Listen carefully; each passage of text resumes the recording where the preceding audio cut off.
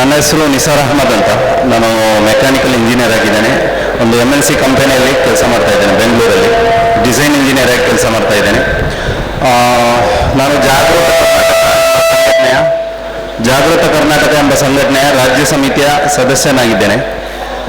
ನನ್ನ ಬಿಡುವಿನ ಟೈಮ್ಗಳಲ್ಲಿ ನಾನು ಸಮಾಜ ಸೇವೆಗೆ ಬಹುತೇಕ ಮೀಸಲಿಟ್ಟಿರ್ತೇನೆ. ಅದರ ಭಾಗವಾಗಿ ನಾವು ಈಗ ಏನು SIR ಬಹಳ ಚರ್ಚೆ ನಡೀತಾ ಇದೆ. SIR ಬಗ್ಗೆ ಬಹಳಷ್ಟು ಗಂಭೀರವಾಗಿ ಸಮಾಜದಲ್ಲಿ ಇದರ ಬಗ್ಗೆ ಗೊಂದಲಗಳು, ಆತಂಕಗಳು ಮತ್ತು ಕೆಲವರಲ್ಲಿ ಭಯ ಕೂಡ ಇದೆ. ಆದರೆ ಗೊಂದಲ, ಆತಂಕ, ಭಯ ಯಾವುದು ಬೇಕಾಗಿಲ್ಲ, ಆದರೆ ಎಚ್ಚರ ಬೇಕಾಗ್ತದೆ. ಸ್ವಲ್ಪ ಜಾಗರೂಕತೆಯಿಂದ ನಾವು ಇರಬೇಕಾದಂತಹ ಅನಿವಾರ್ಯತೆ ಇದೆ.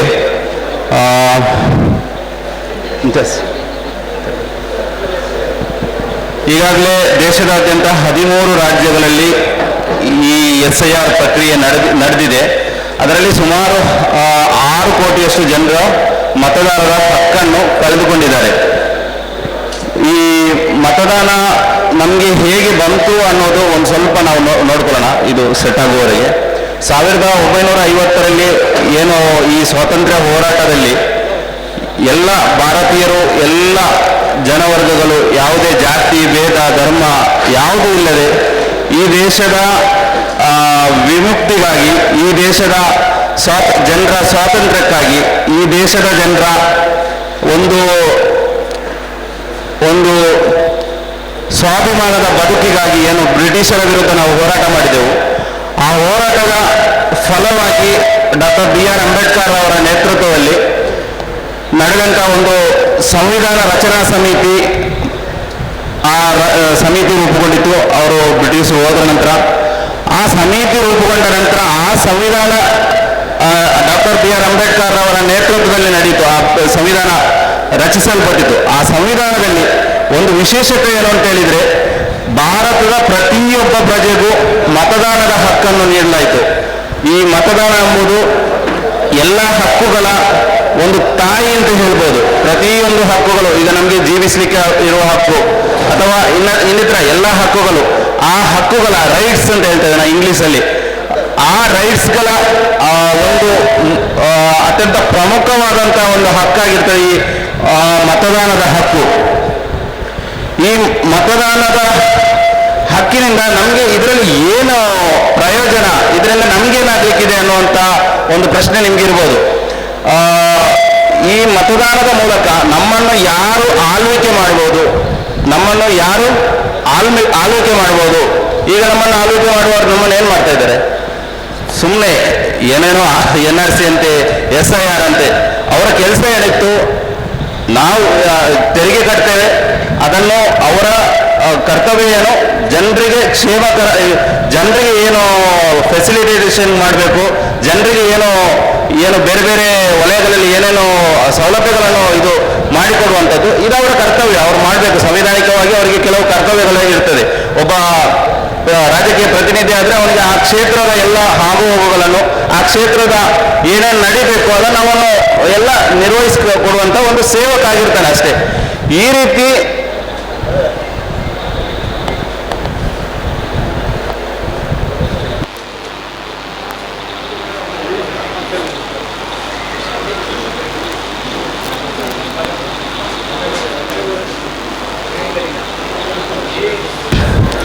ಈ ಮತದಾನದ ಹಕ್ಕಿನ ಮೂಲಕ ಇಷ್ಟೊಂದು ನಮ್ಮನ್ನು ಯಾರನ್ನು ಸರಿಯಾದ ವ್ಯಕ್ತಿಗಳು ಆಳ್ವಿಕೆ ಮಾಡಬೇಕಾದ್ರೆ, ನಮಗೆ ನಮ್ಮ ಆಳ್ವಿಕೆ ಮಾಡುವವರು ಸರಿಯಾಗಿದ್ರೆ ಈಗ ನಾವು ಈ ಸಮಸ್ಯೆಗಳನ್ನು ಎದುರಿಸಲಿಕ್ಕೆ ಅಗತ್ಯ ಇರಲಿಲ್ಲ. ನಾವು ನಮ್ಮ ಬಾಡಿಗೆ ಜೀವನ ಮಾಡ್ತಾ ಇರ್ಬೋದಿತ್ತು. ಆದರೆ ನಮ್ಮನ್ನು ಆಳುವವರು ಸರಿ ಇಲ್ಲ ಅನ್ನುವ ಕಾರಣಕ್ಕಾಗಿ ನಾವು ಇವತ್ತು ಬಂದು ಇಲ್ಲಿ ಕೂತ್ಕೊಂಡಿದ್ದೇವೆ. ಆದ್ರಿಂದ ಈ ಮತದಾನದ ಹಕ್ಕು ನಮಗೆ ಯಾರು ನಮ್ಮನ್ನು ಆಳ್ವಿಕೆ ಮಾಡಬೇಕು ಅನ್ನೋದನ್ನು ತೀರ್ಮಾನಿಸಲಿಕ್ಕೆ ಇರುವಂತಹ, ಪ್ರತಿಯೊಬ್ಬರಿಗಿರುವಂತಹ ಒಂದು ಹಕ್ಕಾಗಿರ್ತದೆ. ಈ ಹಕ್ಕಿನ ಮೂಲಕ ನಾವು ಇತಿಹಾಸದಲ್ಲಿ 1980ರಲ್ಲಿ ಇಂದಿರಾ ಗಾಂಧಿ ಅಧಿಕಾರದಲ್ಲಿದ್ದಾಗ ನಿರಂತರವಾಗಿ ಅವರು ಬಹುಮತದಿಂದ ಆರಿಸ್ತಾ ಬರ್ತಾ ಇದ್ದು, ಆ ಸಂದರ್ಭದಲ್ಲಿ ಏನಾಯ್ತು ಅಂತ ಹೇಳಿದ್ರೆ ಅವರಿಗೆ ಅಹಂಕಾರ ಹೀಗೆ ಮೇಲೆ ಇದಾಗಿದಾಗ ಜನರು ಓಟಿನ ಮೂಲಕ ಅವರನ್ನು ಇಳಿಸಿದ್ರು. ಯಾವುದೇ ಪಕ್ಷ ಇರಲಿ, ರೀಸೆಂಟ್ ಆಗಿ BJP 2024ರಲ್ಲಿ ಬಿಜೆಪಿ ಏನು ಹೇಳಿದ್ದು, ಒಂದ್ಸಲ ವಿನ್ ಆದ್ರು ಅವರು, 2019ರಲ್ಲಿ ವಿನ್ ಆದ್ರು, 2024ರಲ್ಲಿ ಅವರಿಗೆ ಏನೋ ತಲೆಗೆ ಏರಿತು, ಮದ ಏರಿತು, ಅಧಿಕಾರದ ಮದ ಏರಿತು. ಏರಿ ಏನು ಹೇಳಿದ್ರು, 400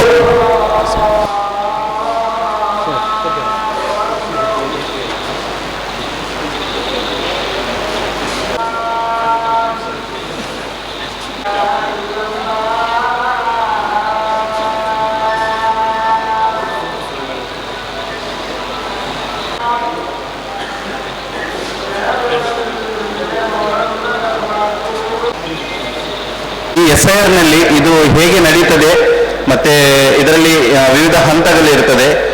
ಈ SIRನಿಂದ ಯಾವ ರೀತಿ ನಾವು ಹೊರಗಡೆ ಉಳಿತೇವೆ, ಮತದಾನದಿಂದ ಯಾವ ರೀತಿ ಹೊರಗಡೆ ಉಳಿದ್ರೆ ಒಳಗೆ ಬರುವಂಥ ಯಾವುದು ಪ್ರಕ್ರಿಯೆಗಳು ಯಾವುದು, ಮತ್ತೆ ಇದರಲ್ಲಿ ಯೂಸ್ ಮಾಡುವ ಇದರಲ್ಲಿ ತೋರಿಸಬೇಕಾದ ಡಾಕ್ಯುಮೆಂಟ್ಗಳು ಯಾವುದು, ಈ ಪ್ರೊಸೆಸ್ ಹೇಗೆ ನಡೀತದೆ, ಎಷ್ಟು ಟೈಮ್ ನಡೀತದೆ, ಮತ್ತೆ ಇದು ಬೇರೆ ರಾಜ್ಯಗಳಲ್ಲಿ ನಡೆದಾಗ ಏನೆಲ್ಲ ಅಲ್ಲಿ ಅನಾಹುತಗಳಾಗಿದೆ ಅನ್ನೋದನ್ನು ನಾನು ಹೇಳಲಿಕ್ಕೆ ಇಚ್ಛಪಡ್ತೇನೆ. ಇದರಲ್ಲಿ ಈ SIRನಲ್ಲಿ 2 ಫೇಸ್ ಇರ್ತದೆ. ಫಸ್ಟ್ ಫೇಸಲ್ಲಿ ಏನೇನು ನಡೀತದೆ ಅಂತ ಹೇಳ್ತೇನೆ ಮೊದಲಿಗೆ. ನೆಕ್ಸ್ಟ್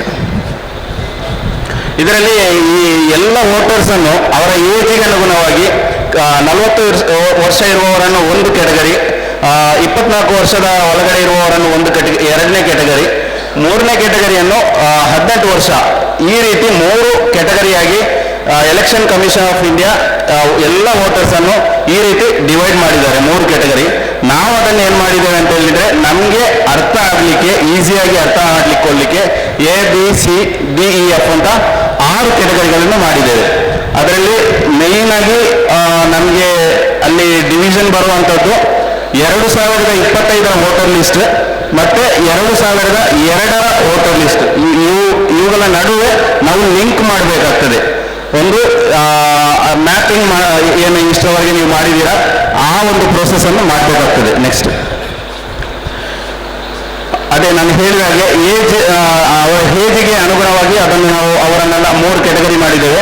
ಫಸ್ಟ್ ಕೆಟಗರಿಯಲ್ಲಿ ಎ ಅಲ್ಲಿ 1987ಕ್ಕಿಂತ ಮುಂಚೆ ಹುಟ್ಟಿದವರು, ಅಂದರೆ 40 ವರ್ಷ ಆಗಿರ್ತದೆ ಈಗ ಅವರಿಗೆ, ಅವರನ್ನು ಒಂದು ಕೆಟಗರಿ. ಅವರಿಗೆ ಒಂದು ವೇಳೆ ಅವರ ಮ್ಯಾಪಿಂಗ್ ಮಾಡುವಾಗ ಏನಾದರೂ ಸಮಸ್ಯೆಗಳಿದ್ದರೆ, ಅವರ ಸ್ಪೆಲ್ಲಿಂಗ್ ಮಿಸ್ಟೇಕ್ಗಳಿದ್ದರೆ, ಈ ರೀತಿ ಇದ್ದವರಿಗೆ ಅವರು ದಾಖಲೆಗಳನ್ನು ಪ್ರೊವೈಡ್ ಮಾಡಬೇಕಾಗ್ತದೆ. ಆ ದಾಖಲೆಗಳನ್ನು ಪ್ರೊವೈಡ್ ಮಾಡುವಾಗ ಎ ಕೆಟಗರಿಯಲ್ಲಿರುವವರು, ಅಂದರೆ 1987ಕ್ಕಿಂತ ಮುಂಚೆ ಹುಟ್ಟಿದವರು, ಅವ್ರದ್ದು ಮಾತ್ರ ಒಂದು ದಾಖಲೆ ಕೊಟ್ಟರೆ ಸಾಕಾಗ್ತದೆ, ಬೇರೆ ಯಾರದ್ದು ದಾಖಲೆ ಕೊಡಬೇಕಾಗಿಲ್ಲ. ಈಗ ನಂದು 1987, 86, ನಾನು ಎ ಕೆಟಗರಿಯಲ್ಲಿ ಬರ್ತೇನೆ. ನಂದು ಏನಾದರೂ ಮ್ಯಾಪಿಂಗಲ್ಲಿ ಹೆಚ್ಚು ಕಮ್ಮಿ ಆದರೆ ನಾನು ದಾಖಲೆ ನನ್ನ ರೆಕಾರ್ಡ್ಸನ್ನು ಕೊಡಬೇಕಾಗ್ತದೆ. ಯಾವುದಾದ್ರೂ ಸಿಟಿಸನ್ಶಿಪ್, ಅದು election commission of India mention ಮಾಡಿದೆ ಯಾವುದಂತ 11 ದಾಖಲೆ. ಅದರಲ್ಲಿ ನಿಮ್ಮದು ಪಾನ್ ಕಾರ್ಡ್ ಆಗಲ್ಲ, ಡ್ರೈವಿಂಗ್ ಲೈಸೆನ್ಸ್ ಆಗಲ್ಲ, ರೇಷನ್ ಕಾರ್ಡ್ ಆಗುವುದಿಲ್ಲ, ಇದು ಯಾವುದು ಆಗುವುದಿಲ್ಲ. ಆದರೆ ಅವರು ಹೇಳಿದ್ದಾರೆ ಈ ಡಾಕ್ಯುಮೆಂಟ್ಗಳೇ ಕೊಡಬೇಕು. ಆ ಡಾಕ್ಯುಮೆಂಟ್ 11 ಡಾಕ್ಯುಮೆಂಟಲ್ಲಿ ಯಾವುದಾದ್ರೂ ಒಂದನ್ನು ನಾವು ಕೊಟ್ಟು ಇದು ಮಾಡ್ಬೋದು. ಒಂದು ವೇಳೆ ಈಗ ನನ್ನದು ಫಸ್ಟ್ ಕೆಟಗರಿಯಲ್ಲಿ ನನ್ನದು ನಾನು 1987ಕ್ಕಿಂತ ಮುಂಚೆ ಹುಟ್ಟಿದ್ದೇನೆ, ಆದರೆ 2002ರಲ್ಲಿ ನನ್ನ ಹೆಸರಿದೆ ಅಂತ ಆದರೆ ನಾನು ಎ ಕೆಟಗರಿಯಲ್ಲಿ ಇರ್ತೇನೆ. ಬಿ ಕೆಟಗರಿ ಯಾವುದು ಅಂತ ಹೇಳಿದರೆ 1987ರಲ್ಲಿ ಮುಂಚೆ ಹುಟ್ಟಿದ್ದೇನೆ, ಆದರೆ 2002ರಲ್ಲಿ ನನ್ನ ಹೆಸರಿಲ್ಲ, ಹಾಗಾದರೆ ಬಿ ಕೆಟಗರಿ ನಂದು. ಮೂರನೇ ಕೆಟಗರಿ ಸಿ ಕೆಟಗರಿ ಯಾವುದು ಅಂತ ಹೇಳಿದರೆ 1987 ಮತ್ತು 2024ರ ಮಧ್ಯೆ ಹುಟ್ಟಿದವರು, ಈ ಏಜ್ ಗ್ಯಾಪಿನ ಮಧ್ಯೆ ಹುಟ್ಟಿದವರು. ಇವರಿಗೆ ಏನಂತ ಹೇಳಿದರೆ ಅವರದ್ದು ಒಂದು ದಾಖಲೆ ಕೊಡಬೇಕು. ಅವರ ತಂದೆ ಅಥವಾ ತಾಯಿ, ತಂದೆ ಮತ್ತು ತಾಯಿ ಅಲ್ಲ, ಇಬ್ಬರದ್ದು ಕೊಡಬೇಕಾಗಿಲ್ಲ, ತಂದೆ ಅಥವಾ ತಾಯಿ ಒಬ್ಬರದ್ದು, ಇಬ್ಬರಲ್ಲಿ ಒಬ್ಬರ ಯಾವುದಾದ್ರೂ ಒಂದು ದಾಖಲೆ ಕೊಡಬೇಕಾಗ್ತದೆ. ಇದು ದಾಖಲೆ ಎಲ್ಲರಿಗೂ ಕೊಡಲಿಕ್ಕಿಲ್ಲ. ಎ ಬಿ ಇದು ಮೂರನೇ ಕೆಟಗರಿ. ಸಿ ಕೆಟಗರಿಯಲ್ಲಿ ಒಂದು ವೇಳೆ ಆ ತಂದೆ ಅಥವಾ ತಾಯಿಯ ಇಬ್ಬರದ್ದು ಹೆಸರು ಇಲ್ಲ ಅಂತಾದರೆ, 2002ರಲ್ಲಿ ಹೆಸರು ಇಲ್ಲ ಅಂತಾದರೆ ಅವರದ್ದು ಸಿ ಕೆಟಗರಿಯಲ್ಲಿ ಇಡ್ತೇವೆ ನಾವು. ಡಿ ಕೆಟಗರಿಯಲ್ಲಿ 1987 ಮತ್ತು 2004ರ ಮಧ್ಯೆ ಹುಟ್ಟಿರ್ತಾರೆ, ಯಾರಾದರೂ ಒಬ್ಬರದ್ದು ಹೆಸರು ಇದೆ 2002ರ ಲೀಸ್ಟಲ್ಲಿ, ಅವರು ಡಿ ಕೆಟಗರಿಗೆ ಬರ್ತಾರೆ. ಈ ಕೆಟಗರಿ ಯಾರು ಅಂತ ಹೇಳಿದರೆ ಎ ಆಯಿತು, ಬಿ ಆಯಿತು, ಸಿ ಆಯಿತು, ಡಿ ಆಯಿತು. ಈ ಕೆಟಗರಿಯಲ್ಲಿ 2024ರ ನಂತರ ಹುಟ್ಟಿದವರು, ಅವರು ಏನಂತ ಹೇಳಿದರೆ ಅವ್ರದ್ದು ಯಾವುದು ಮ್ಯಾಪಿಂಗಲ್ಲಿ ಮಿಸ್ ಮ್ಯಾಚ್ ಬಂದರೆ ಅವರು ದಾಖಲೆ ಕೊಡುವಾಗ ಅವರ ದಾಖಲೆ ಕೊಡಬೇಕು, ಅವರ ತಂದೆ ಮತ್ತು ತಾಯಿ ಇಬ್ಬರದ್ದು ದಾಖಲೆ ಕೊಡಬೇಕು. ಈಗ ಈ ಕೆಟಗರಿ ಯಾವುದು ಅಂತ ನೋಡುವ. 2024ರ ನಂತರ ಹುಟ್ಟಿದವರು, ಅವರ ತಂದೆ ಮತ್ತು ತಾಯಿಯ 2024 ಅಂತ ಹೇಳಿದವರು ಗಮನಿಸಿದ್ರು, ಥ್ಯಾಂಕ್ಸ್. 2004ರ ನಂತರ ಹುಟ್ಟಿದವರು, ಅವರು ತಂದೆ ಅಥವಾ ತಂದೆ ಮತ್ತು ತಾಯಿದ್ದು ಇಬ್ಬರದ್ದು 2002ರ ಲೀಸ್ಟ್ನಲ್ಲಿ ಹೆಸರಿದೆ. ಹಾಗಾದ್ರೆ ಅವರು ಈ ಕೆಟಗರಿಯಲ್ಲಿ ಬರ್ತಾರೆ. ಡಿ ಕೆಟಗರಿ ಯಾವುದು ಅಂತ ಹೇಳಿದ್ರೆ 2004ರ ನಂತರ ಹುಟ್ಟಿರ್ತಾರೆ, ಅವರ ತಂದೆ ಅಥವಾ ತಾಯಿ ಇಬ್ಬರದ್ದು ಹೆಸರು 2002ರಲ್ಲಿ ಇರಲ್ಲ. ಹಾಗಾದ್ರೆ ಅವರು ಎಫ್ ಕೆಟಗರಿಯಲ್ಲಿ ಬರ್ತಾರೆ. ನೆಕ್ಸ್ಟ್, ನಾನಿದು ನಿಮ್ಗೆ ಅರ್ಥ ಆಗದಿದ್ರೆ ಸ್ವಲ್ಪ ಕಷ್ಟ ಇದೆ ಅರ್ಥ ಆಗಲಿಕ್ಕೆ. ನೆಕ್ಸ್ಟ್ ಹೇಳ್ತೇನೆ, ಪುನಃ ನಾನು ಕ್ಲಿಯರ್ ಮಾಡ್ತೇನೆ. Next next next next next next next ಇದರಲ್ಲಿ 3 ಕೆಟಗರಿ, ACE 3 ಕೆಟಗರಿ ಇದೆಯಲ್ಲ, ಈ 3 ಕೆಟಗರಿಯವರಿಗೆ ಯಾವುದೇ ಡಾಕ್ಯುಮೆಂಟ್ ಕೊಡಬೇಕಾದ ಅಗತ್ಯ ಇಲ್ಲ. ಅಂದ್ರೆ 1987ಕ್ಕಿಂತ ಮುಂಚೆ ಹುಟ್ಟಿರ್ತಾರೆ, ಅವರ ಹೆಸರು 2002ರ ಲೀಸ್ಟಲ್ಲಿ ಇದೆ, ಅವರು ಎ ಕೆಟಗರಿ, ಅವರು ಯಾವುದೇ ಡಾಕ್ಯುಮೆಂಟ್ ಕೊಡಬೇಕಾಗಿಲ್ಲ. ಸಿ ಕೆಟಗರಿ 1987 ಮತ್ತು 2004ರ ಮಧ್ಯೆ ಹುಟ್ಟಿರ್ತಾರೆ, ಅವರ ತಂದೆ ತಾಯಿದ ಹೆಸರು 2002ರ ಲೀಸ್ಟಲ್ಲಿ ಇದೆ, ಯಾರ್ದಾದ್ರೂ ಒಬ್ಬರದ್ದು ಅಂತಾದ್ರೆ ಅವರು ಸಿ ಕೆಟಗರಿಯಲ್ಲಿ ಬರ್ತಾರೆ, ಅವರು ಡಾಕ್ಯುಮೆಂಟ್ ಕೊಡಬೇಕಾಗಿಲ್ಲ. 3ನೇ ಕೆಟಗರಿ 2004ರ ನಂತರ ಹುಟ್ಟಿರ್ತಾರೆ, ಅವ್ರಿಗೆ ತಂದೆ ಮತ್ತು ತಾಯಿದು ಇಬ್ಬರದ್ದು ಹೆಸರು 2002ರ ಲೀಸ್ಟಲ್ಲಿ ಇದೆ ಅಂತ ಆದ್ರೆ ಅವರು ಕೂಡ ಯಾವುದೇ ಡಾಕ್ಯುಮೆಂಟ್ ಕೊಡಬೇಕಾಗಿಲ್ಲ. ನೆಕ್ಸ್ಟ್ BDF ಈ 3 ಕೆಟಗರಿ ಯಾವುದು ಅಂತ ಹೇಳಿದ್ರೆ, ಈಗ ಫಾರ್ ಎಕ್ಸಾಂಪಲ್ ನಂದು 1986 ನಂದು ಬರ್ತ್ ಇಯರ್, ನನ್ನದು ಫಸ್ಟ್ ಕೆಟಗರಿಯಲ್ಲಿ ಬಿ ಯಲ್ಲಿ ಬರುತ್ತೆ. ಅಂದ್ರೆ ನಾನು 1987ಕ್ಕಿಂತ ಮುಂಚೆ ಹುಟ್ಟಿದ್ದೇನೆ, ಆದ್ರೆ ನನ್ನ ಹೆಸರು 2002ರ ಲೀಸ್ಟಲ್ಲಿ ಇಲ್ಲ. ಯಾಕಂತ ಹೇಳಿದ್ರೆ 1987ರಲ್ಲಿ ಹುಟ್ಟಿ 2002ರ ಹೊತ್ತಿಗೆ ನನಗೆ 18 ವರ್ಷ ಆಗಿರುವುದಿಲ್ಲ. ನಾನು ಓಟು ಹಾಕುವಂತ ವಯಸ್ಸು ನನಗೆ ಆಗಿರುವುದಿಲ್ಲ ಆ ಟೈಮಿಗೆ. ಆ ಕಾರಣಕ್ಕೆ ನನ್ನ ಹೆಸರು ಅಲ್ಲಿ ಇಲ್ಲ. ಆದ್ರೆ ನನ್ನ ಹೆಸರು 2002ರಲ್ಲಿ ಇಲ್ಲ ಅನ್ನೋ ಕಾರಣಕ್ಕೆ ನಾನು ಒಂದು ಡಾಕ್ಯುಮೆಂಟ್ ಅನ್ನು ಕೊಡಬೇಕಾಗ್ತದೆ. ನಾನು ಡಿ ಕೆಟಗರಿಗೆ ಬರ್ತೇನೆ. ಡಿ ಕೆಟಗರಿ ಯಾವುದು ಅಂತ ಹೇಳಿದ್ರೆ 1987 ಮತ್ತು 2004ರ ಮಧ್ಯೆ ಹುಟ್ಟಿರ್ತಾರೆ, ಆದ್ರೆ ಅವರ ತಂದೆ ಅಥವಾ ತಾಯಿಯ ಯಾರಾದ್ರೂ ಒಬ್ಬರದ್ದು ಕೂಡ 2002ರ ಲೀಸ್ಟಲ್ಲಿ ಹೆಸರು ಇಲ್ಲ ಅಂತಾದ್ರೆ ಅವರು ಡಾಕ್ಯುಮೆಂಟ್ ಕೊಡಬೇಕಾಗ್ತದೆ. ಎಫ್ ಕೆಟಗರಿ ಯಾವುದು ಅಂತ ಹೇಳಿದ್ರೆ 2004ರ ನಂತರ ಹುಟ್ಟಿರ್ತಾರೆ, ಅವ್ರದ್ದು ತಂದೆದ್ದು ಮತ್ತು ತಾಯಿದ್ದು ಒಬ್ಬರದ್ದು ಇದ್ರೂ ಸಾಕಾಗುದಿಲ್ಲ, ಇಬ್ಬರದ್ದು ಇರಬೇಕು. 2002ರಲ್ಲಿ ಇಬ್ಬರದ್ದು ಇಲ್ಲ ಅಂತ ಆದ್ರೆ ಅವರು ಒಂದು ಡಾಕ್ಯುಮೆಂಟ್ ಅನ್ನು ಕೊಡಬೇಕಾಗ್ತದೆ. ಸಿಂಪಲ್ ಆಗಿ ಹೇಳ್ತೇನೆ, ACE ಅವರು ಯಾವುದೇ ಡಾಕ್ಯುಮೆಂಟ್ ಕೊಡಬೇಕಾಗಿಲ್ಲ. BDF ಅವರು ಒಂದು ಡಾಕ್ಯುಮೆಂಟ್ ಅನ್ನು ಕೊಡಬೇಕಾಗ್ತದೆ. ಯಾವಾಗ ಕೊಡಬೇಕು, ಯಾವ ಟೈಮಲ್ಲಿ ಕೊಡಬೇಕು ಅದನ್ನ ನೆಕ್ಸ್ಟ್ ಸ್ಲೈಡಲ್ಲಿ ಬರ್ತದೆ. ಸಮ್ಮರಿಯಾಗಿ ACE ಅವರು 2002ರ ಲೀಸ್ಟಲ್ಲಿ ಅವರ ಲೀಸ್ಟಲ್ಲಿ ಇರ್ತದೆ, 2002ರ ಲೀಸ್ಟಲ್ಲಿ ಇರ್ತದೆ. BDF ಅವ್ರದ್ದು 2002ರ ಲೀಸ್ಟಲ್ಲಿ ಅವರ ಹೆಸರು ಇರೋದಿಲ್ಲ. ನೆಕ್ಸ್ಟ್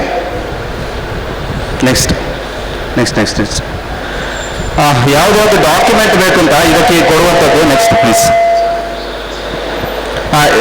ಈ ಡಾಕ್ಯುಮೆಂಟ್ ಆಕ್ಚುಲಿ ಇದು 12 document election commission of India accept ಮಾಡ್ತದೆ. ಅದರಲ್ಲಿ ಫಸ್ಟ್ ಡಾಕ್ಯುಮೆಂಟ್ ಯಾವುದು ಅಂತ ಹೇಳಿದ್ರೆ, ಈಗ ಗವರ್ಮೆಂಟ್ ಎಂಪ್ಲಾಯ್ ಆಗಿದ್ರೆ ಅವ್ರದ್ದು ಏನಾದರೂ ID ಕಾರ್ಡ್ ಇಶ್ಯೂ ಮಾಡಿರ್ತದೆ ಗವರ್ಮೆಂಟ್, ಆ ID ಕಾರ್ಡ್ ತೋರಿಸಿದ್ರೆ ಅದು ಎಕ್ಸೆಪ್ಟ್ ಮಾಡ್ತಾರೆ. ಮತ್ತೆ 1987ಕ್ಕಿಂತ ಮುಂಚೆ ಹುಟ್ಟಿದವರು, ಸ್ವಲ್ಪ ವಯಸ್ಸಾದವರು, 40 ವರ್ಷ ಆ ರೀತಿ ಇದ್ದವರು, ಅವರಿಗೆ ಆ ಸಮಯದಲ್ಲಿ ಇದ್ದಂಥ ಬ್ಯಾಂಕ್ ಪಾಸ್ಬುಕ್ ಆಗಿರಲಿ, ಪೋಸ್ಟ್ ಆಫೀಸ್ ಏನಾದರೂ ರಿಸಿಪ್ಟ್ಗಳಿದ್ರೆ ಅಥವಾ LIC ಏನಾದರೂ ಡೀಟೇಲ್ಸ್ ಇದ್ರೆ ಅಂಥದ್ದಿದ್ರೆ ಅದು ಎಕ್ಸೆಪ್ಟ್ ಮಾಡ್ತಾರೆ ಇದು ಡಾಕ್ಯುಮೆಂಟ್ ಆಗಿ. ನೆಕ್ಸ್ಟ್ ಬರ್ತ್ ಸರ್ಟಿಫಿಕೇಟ್ ಆಗುತ್ತೆ, ಪಾಸ್ಪೋರ್ಟ್ ಆಗ್ತದೆ, ಮೆಟ್ರಿಕ್ಯುಲರ್ ಸ್ಕೂಲ್ ಸರ್ಟಿಫಿಕೇಟ್ ಆಗುತ್ತೆ. ಸ್ಕೂಲ್ ಸರ್ಟಿಫಿಕೇಟ್ ಅಲ್ಲಿ SSLC ಮಾರ್ಕ್ಸ್ ಕಾರ್ಡ್ ಆಗ್ತದೆ, TC ಆಗ್ತದೆ, ಇಷ್ಟ ಆಗ್ತದೆ. ಮತ್ತೆ ಪರ್ಮನೆಂಟ್ ರೆಸಿಡೆನ್ಸಿ ಸರ್ಟಿಫಿಕೇಟ್ ಅಂತ ಒಂದು ತಹಸೀಲ್ದಾರ್ ಇಶ್ಯೂ ಮಾಡ್ತಾರೆ, ಅದು ಇದ್ರೂ ಕೂಡ ಆಗುತ್ತೆ. ಫಾರೆಸ್ಟ್ ರೈಟ್ ಸರ್ಟಿಫಿಕೇಟ್, ಇದು ಕಾಡಿನ ಹತ್ತಿರ ಇರುವಂತವರು, ಇದು ಎಲ್ಲರ ಹತ್ರ ಇರಲ್ಲ.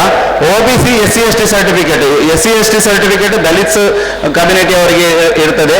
ಮತ್ತೆ OBC ನಮಗೆ 2B ಅಂತ ಬರುತ್ತೆ ಮುಸ್ಲಿಮ್ಸ್ಗೆ, ಆ ಸರ್ಟಿಫಿಕೇಟ್ ಇದ್ರೂ ಕೂಡ ನಮಗೆ ತೋರಿಸಿದ್ರೆ ಅದು ಸಾಕಾಗ್ತದೆ. ಮತ್ತೆ NRC ವೆಸ್ಟ್ ಬೆಂಗಾಲಲ್ಲಿ ನಡೆದಿದೆ, ಅದು ಕೂಡ ಎಕ್ಸೆಪ್ಟ್ ಮಾಡ್ತಾರೆ, ಅದು ಇಲ್ಲಿ ಅಪ್ಲೈ ಆಗಲ್ಲ. ಫ್ಯಾಮಿಲಿ ರಿಜಿಸ್ಟರ್ ಅಂತ ಒಂದು ಫ್ಯಾಮಿಲಿ ಟ್ರೀ ರಿಜಿಸ್ಟರ್ ಅಂತ ಒಂದು ಸರ್ಟಿಫಿಕೇಟ್ ಬರುತ್ತೆ, ಅದು ಇದ್ರೂ ನಡೀತದೆ. Any house allotted by the government. ಈಗ ಕರ್ನಾಟಕದಲ್ಲಿ ಆಶ್ರಯ ಮನೆ ಯೋಜನೆ ಅಂತ ಇದೆ, ಅದು ಕೆಲವರಿಗೆ ಬಡವರಿಗೆ ಕೊಟ್ಟಿರ್ತಾರೆ, ಗವರ್ಮೆಂಟ್ ಕೊಟ್ಟಿರ್ತದೆ. ಅದರ ರೆಕಾರ್ಡ್ಸ್ ಏನಾದರೂ ತೋರಿಸಿದ್ರೆ ಅದು ಕೂಡ ಅವರು ಎಕ್ಸೆಪ್ಟ್ ಮಾಡ್ತಾರೆ. ಅದೇ ರೀತಿ 6ನೇ ಗ್ಯಾರಂಟಿ ಅಂತ ಹೇಳಿ ಈಗಿನ ಕಾಂಗ್ರೆಸ್ ಸರ್ಕಾರ ಕೆಲವರಿಗೆ ಮನೆ ಕೊಟ್ಟಿದೆ, ಆ ಮನೆಯ ರೆಕಾರ್ಡ್ಸ್ ಇದ್ರೂ ಕೂಡ ಅದು ಕೂಡ ನಡೀತದೆ. ಮತ್ತೆ 12ನೇದು ಆಧಾರ್ ಕಾರ್ಡ್. ಇದು ಏನಾಗಿದೆ ಅಂತ ಹೇಳಿದ್ರೆ ಬಿಹಾರದಲ್ಲಿ ಎಕ್ಸೆಪ್ಟ್ ಮಾಡಿದ್ರು ಆಧಾರ್ ಕಾರ್ಡ್. ಸುಪ್ರೀಂ ಕೋರ್ಟ್ ಏನ್ ಹೇಳಿತು, ಆಧಾರ್ ಕಾರ್ಡ್ ಪ್ರೂಫ್ ಆಗ್ತದೆ ಇದಕ್ಕೆ SIR ಗೆ ಅಂತ ಹೇಳಿ ತೀರ್ಪು ಕೊಟ್ಟಿತ್ತು. ಆದ್ರೆ ಬಿಹಾರದಲ್ಲಿ ಅದನ್ನು ಎಕ್ಸೆಪ್ಟ್ ಮಾಡಿದ್ರು.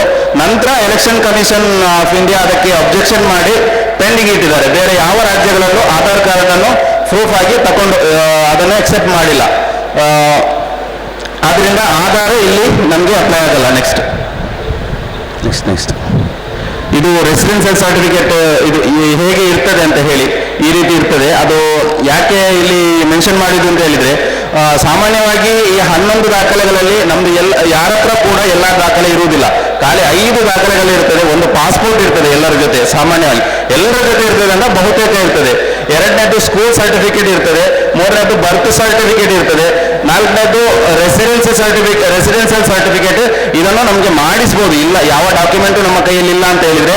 ಈ ಅವೇರ್ನೆಸ್ ಈಗ ಮಾಡಿರೋದ್ರಿಂದ ನಮಗೆ ಇನ್ನೂ ಕೂಡ 1 ತಿಂಗಳ ಟೈಮ್ ಇದೆ. ಈ ಅವೇರ್ನೆಸ್ ನಮಗೆ ಈಗಲೇ ಸಿಕ್ಕಿರೋದ್ರಿಂದ ನಮಗೆ ಇಲ್ಲದವರು ಅದನ್ನು ರೆಡಿ ಮಾಡಿ ಇಟ್ಕೊಳ್ಳುವಂತಹ ಒಂದು ಅವಕಾಶ ಇದೆ. ಈ ಮಾಹಿತಿ ಸಿಗದವರಿಗೆ ಅದು ಕೂಡ ಇರಲ್ಲ. ನೆಕ್ಸ್ಟ್ ಇನ್ನೊಂದು ಕಾಸ್ಟ್ ಸರ್ಟಿಫಿಕೇಟ್ ಮಾಡ್ಬೋದು, ಕಾಸ್ಟ್ ಸರ್ಟಿಫಿಕೇಟ್ 2B ಸರ್ಟಿಫಿಕೇಟ್ ಕೂಡ ಮಾಡಿಸ್ಬೋದು, ಅದು ಕೂಡ 10-15 ದಿವಸಗಳಲ್ಲಿ ಸಿಗ್ತದೆ ಮೋಸ್ಟ್ಲಿ. ನೆಕ್ಸ್ಟ್ ಈಗ ನಾವು ಇದರಲ್ಲಿ ಈ ಪ್ರೊಸೆಸ್ ಅಲ್ಲಿ ಈಗ ಇಷ್ಟರವರೆಗೆ ಏನು ನಡೀತು, ಕೆಲವರೆಲ್ಲ ಅನ್ಕೊಂಡಿರ್ಬೋದು 91% ನಮ್ದು ಮ್ಯಾಪಿಂಗ್ ಆಗಿದೆ, 95% ನಮ್ದು ಮ್ಯಾಪಿಂಗ್ ಆಗಿದೆ ಅಂತ. ಬಹಳ ನಾವೊಂದು ನಡೆದಿದೆ, ಎಲ್ಲ ಮುಗೀತು, SIR ಮುಗೀತು ಅನ್ನೋದು. ಆಕ್ಚುಲಿ ಇದು ಏನೂ ಅಲ್ಲ, SIR ಸ್ಟಾರ್ಟ್ ಆಗಲೇ ಇಲ್ಲ ಇನ್ನೂ ಕೂಡ. SIR ಒರಿಜಿನಲ್ ಆಗಿ ಮ್ಯಾಪಿಂಗ್ ಎಲ್ಲ ಸ್ಟಾರ್ಟ್ ಆಗುವಂಥದ್ದು ಜೂನ್ 30ರಿಂದ ಜುಲೈ 29 ತನಕ 1 ತಿಂಗಳ ಕಾಲ ಮನೆಗೆ ಟೀಚರ್ಗಳು ಅಂದ್ರೆ BLOಗಳು, ಬೂತ್ ಲೆವೆಲ್ ಆಫೀಸರ್ಸ್ ನಿಮ್ಮ ಮನೆಗೆ ಬರ್ತಾರೆ. ಅಂದ್ರೆ ಅವರು ಟೀಚರ್, ಅಂಗನವಾಡಿ ಟೀಚರ್ಗಳಾಗಿರ್ತಾರೆ. ಅವರು ಬಂದು ನಿಮ್ಗೆ, ಈಗ ಫಾರ್ ಎಕ್ಸಾಂಪಲ್ ನಮ್ಮ ಮನೆಯಲ್ಲಿ 5 ಜನ ಇದ್ರೆ 5 ಜನರಿಗೆ 10 ಫಾರ್ಮ್ ಕೊಡ್ತಾರೆ. ಒಬ್ಬರಿಗೆ 2 ಫಾರ್ಮ್, ಸೇಮ್ ಫಾರ್ಮ್ ಕಾಪಿ ಕೊಡ್ತಾರೆ, 2 ಫಾರ್ಮ್ ಕೊಡ್ತಾರೆ. ನನ್ನ ಹೆಸರಲ್ಲಿ ಇರ್ತದೆ, ನನಗೆ ಕೊಡುವ ಫಾರ್ಮ್ ನನ್ನ ಹೆಸರಲ್ಲಿ ಇರ್ತದೆ. ಇದಕ್ಕೆ ಎನುಮರೇಷನ್ ಫಾರ್ಮ್ ಅಂತ ಹೇಳೋದು. ಇದೇ ರೀತಿ 5 ಜನ ಇದ್ರೆ 10 ಕಾಪಿ ಕೊಡ್ತಾರೆ. ಆ 10 ಕಾಪಿಯಲ್ಲಿ ಈಗ ನನ್ನದು ನನಗೆ 2 ಕೊಟ್ಟಿರ್ತಾರೆ, ಒಂದೇ ಇರ್ತದೆ, ಅದು ಸೇಮ್ ಕಾಪಿ ಇರ್ತದೆ. ನನ್ನದು ಫಿಲ್ ಮಾಡುವಾಗ ಯಾರು ಬೇಕಾದ್ರೆ, ನಮ್ಮ ಮನೆಯಲ್ಲಿರೋ ಯಾರು ಬೇಕಾದ್ರೆ ಫಿಲ್ ಮಾಡ್ಬೋದು. ನಾವು ವಯಸ್ಕರಾದವ್ರು, ನನ್ನ ತಂದೆ ಕೂಡ ಎಲ್ಲರದ್ದನ್ನು ಫಿಲ್ ಮಾಡಿ ಕೊಡ್ಬೋದು. ಫಿಲ್ ಮಾಡಿದ್ರೆ ಕೆಳಗಡೆ ಅವರು ತಂದೆ ಅಂತ ಬರೆದು, ಫಿಲ್ ಮಾಡಿದ್ದು ತಂದೆ ಅಂತ ಕೆಳಗಡೆ ಬರೆದು ಸೈನ್ ಹಾಕಿ ಕೊಡಬೇಕು. 1 ಕಾಪಿ ಅವರು ಫಿಲ್ ಮಾಡಿಕೊಂಡು, ಅವರು 2 ಕಾಪಿಯಲ್ಲಿ ಕೂಡ ಫಿಲ್ ಮಾಡಬೇಕು. 1 ಕಾಪಿ ಅವರು ತಗೊಳ್ತಾರೆ, 1 ನಾವು ಇಟ್ಕೊಳ್ಬೇಕು. ಯಾಕಂತ ಹೇಳಿದ್ರೆ ನಾಳೆ ಅವರು ಎಂಟ್ರಿ ಮಾಡುವಾಗ ಅಲ್ಲಿ ಎಂಟ್ರಿ ಮಾಡಿ ಅವರ ಅಪ್ಲಿಕೇಶನ್ಗೆ BLO ಅಪ್ಲಿಕೇಶನ್ಗೆ ಅಪ್ಲೋಡ್ ಮಾಡುವಾಗ ಏನಾದರೂ ಮಿಸ್ಟೇಕ್ ಮಾಡಿದ್ರೆ ಅವರ ಕಡೆಯಿಂದ, ಇಲ್ಲಿ ನಮಗೆ ಪ್ರೂಫ್ ಇರುತ್ತೆ, ನೀವು ಮಿಸ್ಟೇಕ್ ಮಾಡಿದ್ರಾ ಅಂತ ಹೇಳ್ಬೋದು. ಅಂದ್ರೆ ನಾವು ಬರೆದು ಕೊಟ್ಟದ್ದು ಇದುವೇ, ನೀವು ಮಾಡುವಾಗ ತಪ್ಪು ಮಾಡಿದ್ದೀರಾ ಅಂತ ಹೇಳಲಿಕ್ಕೆ ಸಾಕ್ಷಿ ಆಗಿರ್ತದೆ. ಅದರಿಂದ ಅದನ್ನು ಜೋಪಾನವಾಗಿ ಇಟ್ಕೊಳ್ಬೇಕು, ಕೇರ್ಫುಲ್ ಆಗಿ ಇಟ್ಕೊಳ್ಬೇಕು ಆ ರಿಸಿಪ್ಟ್ ಅನ್ನು. ಅದೇ ರೀತಿ ಯಾರ್ಯಾರಿಗೂ 2025ರಲ್ಲಿ ವೋಟರ್ ಲಿಸ್ಟ್ ಅಲ್ಲಿ ಹೆಸರಿದೆ ಅವರಿಗೆಲ್ಲ ಎನ್ಯುಮರೇಷನ್ ಫಾರ್ಮ್ ಬರ್ತದೆ. ಯಾರಿಗೂ 2025ರಲ್ಲಿ ವೋಟ್ ಇಲ್ಲ, ಇದು ವೋಟರ್ ಲಿಸ್ಟ್ ಅಲ್ಲಿ ಹೆಸರಿಲ್ಲ, ಅವರಿಗೆ ಎನ್ಯುಮರೇಷನ್ ಫಾರ್ಮ್ ಬರುವುದಿಲ್ಲ. ಈ ಎನ್ಯುಮರೇಷನ್ ಫಾರ್ಮ್ ಎನ್ನುವುದು ತುಂಬಾ ಇಂಪಾರ್ಟೆಂಟ್ ಆಗಿರ್ತದೆ. ಎನ್ಯುಮರೇಷನ್ ಫಾರ್ಮ್ ಯಾರು ಫಿಲ್ ಮಾಡುವುದಿಲ್ಲ, ಯಾರಿಗೆ ಫಿಲ್ ಮಾಡಲಿಕ್ಕೆ ಸಾಧ್ಯ ಆಗುವುದಿಲ್ಲ, ಅವರ ವೋಟು ಮತದಾರರ ಲಿಸ್ಟಿಂದ ಹೋಗ್ತದೆ, ಡಿಲೀಟ್ ಮಾಡ್ತಾರೆ. ಸೊ ಎಲ್ಲರೂ ಒಮ್ಮೆ ಚೆಕ್ ಮಾಡಿಕೊಳ್ಬೇಕು, ನಿಮ್ದು 2025ರಲ್ಲಿ ನಿಮ್ಮ ಹೆಸರು ಇದೆಯಾ ಅಂತ. ಅದು ಆ್ಯಪ್ ಇದು ಡೀಟೇಲ್ಸ್ ಹೇಳ್ತೇನೆ, ಅದರಲ್ಲಿ ಚೆಕ್ ಮಾಡಲಿಕ್ಕೆ ಆಗ್ತದೆ. ಇಲ್ಲ ಅಂದ್ರೆ ಸೇರ್ಪಡೆ ಮಾಡ್ಬೋದು. ಫಾರ್ಮ್ 6 ಅಂತ ಒಂದು ಫಾರ್ಮ್ ಇದೆ. ನಿಮ್ಮ ಯಾರು BLO ಇರ್ತಾರೆ, ಬೂತ್ ಲೆವೆಲ್ ಆಫೀಸರ್ ಇರ್ತಾರೆ, ಅವರಿಗೆ ಅವ್ರ ಹತ್ರ ಕಾಂಟ್ಯಾಕ್ಟ್ ಮಾಡಿ ನಮ್ಮ ಹೆಸರು ಸೇರ್ಪಡೆ ಆಗಬೇಕು ಅಂತ ಹೇಳಿ ಫಾರ್ಮ್ 6 ಕೊಟ್ಟು ಸೇರ್ಪಡೆಗೊಳ್ಳಲಿಕ್ಕೆ ಸಾಧ್ಯತೆ ಇದೆ. ನೆಕ್ಸ್ಟ್ ಇದು ವೋಟರ್ ID ಹೇಗೆ ಇರ್ತದೆ ಅಂತ ಮೋಸ್ಟ್ಲಿ ಇದು ಗೊತ್ತಿರುತ್ತೆ, ಬಟ್ ಎಪಿಕ್ ನಂಬರ್ ಅನ್ನುವಂಥದ್ದು ಬರೀಲಿಕ್ಕೆ ಇರ್ತದೆ. ಆ ಫಾರ್ಮ್ ಅಲ್ಲಿ ಅವರು ಎಪಿಕ್ ನಂಬರ್ ಮೆನ್ಷನ್ ಮಾಡಿ ಅಂತ ಕೇಳಿರ್ತಾರೆ. ಆ ಎಪಿಕ್ ನಂಬರ್ ಅಲ್ಲಿ ಸೈಡಲ್ಲಿ ಆ ನಂಬರ್ ಇರ್ತದಲ್ಲ, ಅದು ಎಪಿಕ್ ನಂಬರ್ ಆಗಿರುತ್ತೆ. ಆ ನಂಬರನ್ನು ಬರಿಬೇಕು. ಈ ಥರ ಇರ್ತದೆ ಅಂತ. ನೆಕ್ಸ್ಟ್ ಇದರಲ್ಲಿ ಮೇನ್ ಆಗಿ ಎನಮರೇಷನ್ ಫಾರ್ಮ್ ಅಲ್ಲಿ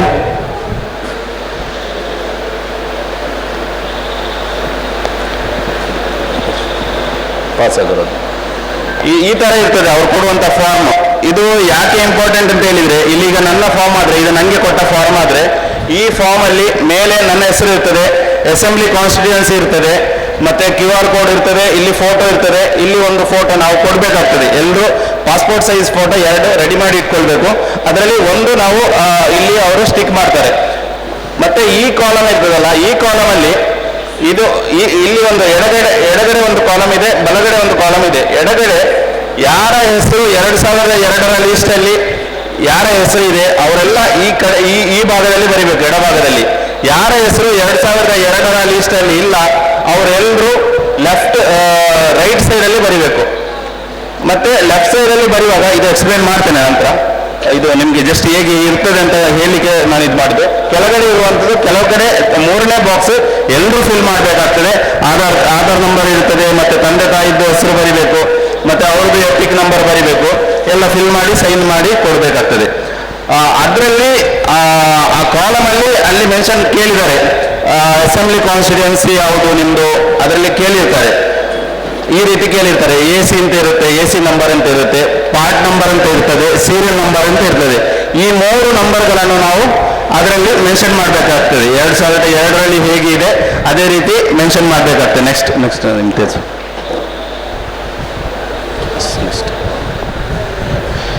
ಅಂದ್ರೆ 2002ರ ಲೀಸ್ಟ್ ಈಗ ಹೇಗೆ ತೆಗೆಯುವುದು ಅಂತ ನಮ್ಗೆ ಗೊತ್ತಾಗ್ಬೇಕಲ್ಲ. ಇಲ್ಲಿ ಈಗ ನಾವು ಬರಿಬೇಕಾದ್ರೆ ಇಲ್ಲಿ ಹೆಸರು ಬರಿತೇವೆ, ಅಲ್ಲಿ ತಂದೆ ತಾಯಿದ ಹೆಸರು ಬರಿತೇವೆ, ಸ್ಟೇಟ್ ಬರಿತೇವೆ, ಜಿಲ್ಲೆ ಬರಿತೇವೆ, ನಮ್ಮ ಅಸೆಂಬ್ಲಿ ಕಾನ್ಸ್ಟಿಟ್ಯೂನ್ಸಿ ಮಂಗಳೂರು ಅಂತ ಬರಿತೇವೆ. ಅದರದ್ದು ಕಾನ್ಸ್ಟಿಟ್ಯೂನ್ಸಿ ನಂಬರ್ ಬರುತ್ತೆ, ಒಂದು ನಂಬರ್ ಬರುತ್ತೆ, 130 ಈ ರೀತಿ ಬರುತ್ತೆ. ಬಂಟ್ವಾಳಕ್ಕೆ 139 ಅದೇ ರೀತಿ ಬರುತ್ತೆ. ಮತ್ತೆ ಅಕೌಂಟ್ ನಂಬರ್, ಇದು ಪಾರ್ಟ್ ನಂಬರ್ ಮತ್ತು ಸೀರಿಯಲ್ ನಂಬರ್ ನಮಗೆ 2002ರ ಲಿಸ್ಟಲ್ಲಿ ಹೇಗೆ ಇದೆ ಅಂತ ನಮ್ಗೆ ಗೊತ್ತಿರೋದಿಲ್ಲ.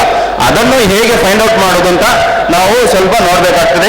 ಮೊಬೈಲಲ್ಲಿ ನೋಡ್ಬೋದು, ಒಂದು ಅಪ್ಲಿಕೇಶನ್ ಡೌನ್ಲೋಡ್ ಮಾಡ್ಕೊಂಡು ನೋಡ್ಬೋದು. ECI ನೆಟ್ ಅಂತ ನೀವು ಈಗಲೇ ಡೌನ್ಲೋಡ್ ಮಾಡ್ಕೊಳ್ಬೋದು. ನೀವು ಈಗಲೇ ಸ್ವಲ್ಪ ಟ್ರೈ ಮಾಡಿದರೆ ನಿಮಗೆ ನಿಮ್ಮ ಫ್ಯಾಮಿಲಿಯವರಿಗೆ ಹೇಳಿಕೊಡ್ಲಿಕ್ಕೆ ಈಸಿ ಆಗ್ತದೆ. ಮತ್ತೆ ನಿಮ್ಮ ನೇಬರ್ಸ್ಗೆ ಕೂಡ ನೀವು ಹೆಲ್ಪ್ ಮಾಡ್ಬೋದು. ಈಗಲೇ ನೋಡಿದ್ರೆ ಚೆನ್ನಾಗಿರುತ್ತೆ. ಯಾರು ಡೌನ್ಲೋಡ್ ಮಾಡುವವರಿದ್ರೆ ಮಾಡ್ಕೊಳ್ಳಿ. ECI ನೆಟ್ ಅಂತ ಬರುತ್ತೆ. ನೆಕ್ಸ್ಟ್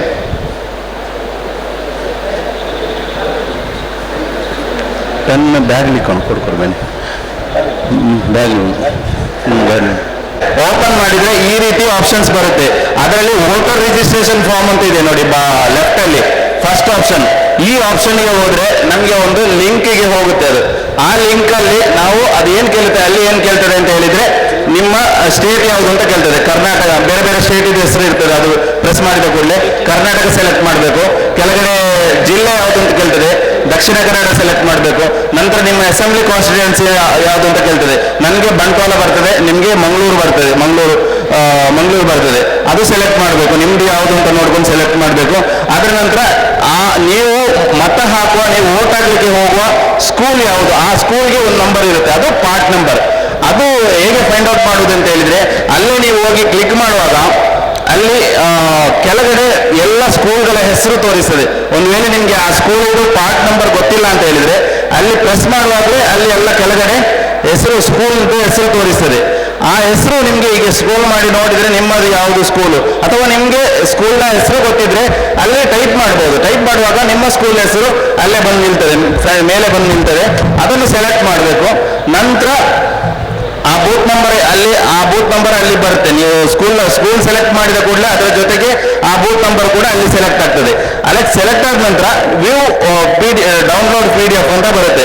ಆ ಬೂತ್ ಒಳಗಿರುವ ಎಲ್ಲ ಆ ವೋಟರ್ ಲಿಸ್ಟ್ ಡೌನ್ಲೋಡ್ ಆಗ್ತದೆ. ಆಗ ನಿಮಗೆ ಫಾರ್ ಎಕ್ಸಾಂಪಲ್ ನಂದೀಗ ಪಣಮಂಗಳೂರು ಗ್ರಾಮ, ನಾನು ಪಣಮಂಗಳೂರು ಗ್ರಾಮದ ಒಂದು ಸ್ಕೂಲಲ್ಲಿ ವೋಟ್ ಆಗ್ತಾ ಇರ್ತದೆ. ಯಾವಾಗಲೂ ವೋಟ್ ಹಾಕೋದು. ಇದರದ್ದು ಸ್ಕೂಲ್ಗೆ ನಂಬರ್, ಪಾರ್ಟ್ ನಂಬರ್ ಕೊಟ್ಟದ್ದು 147.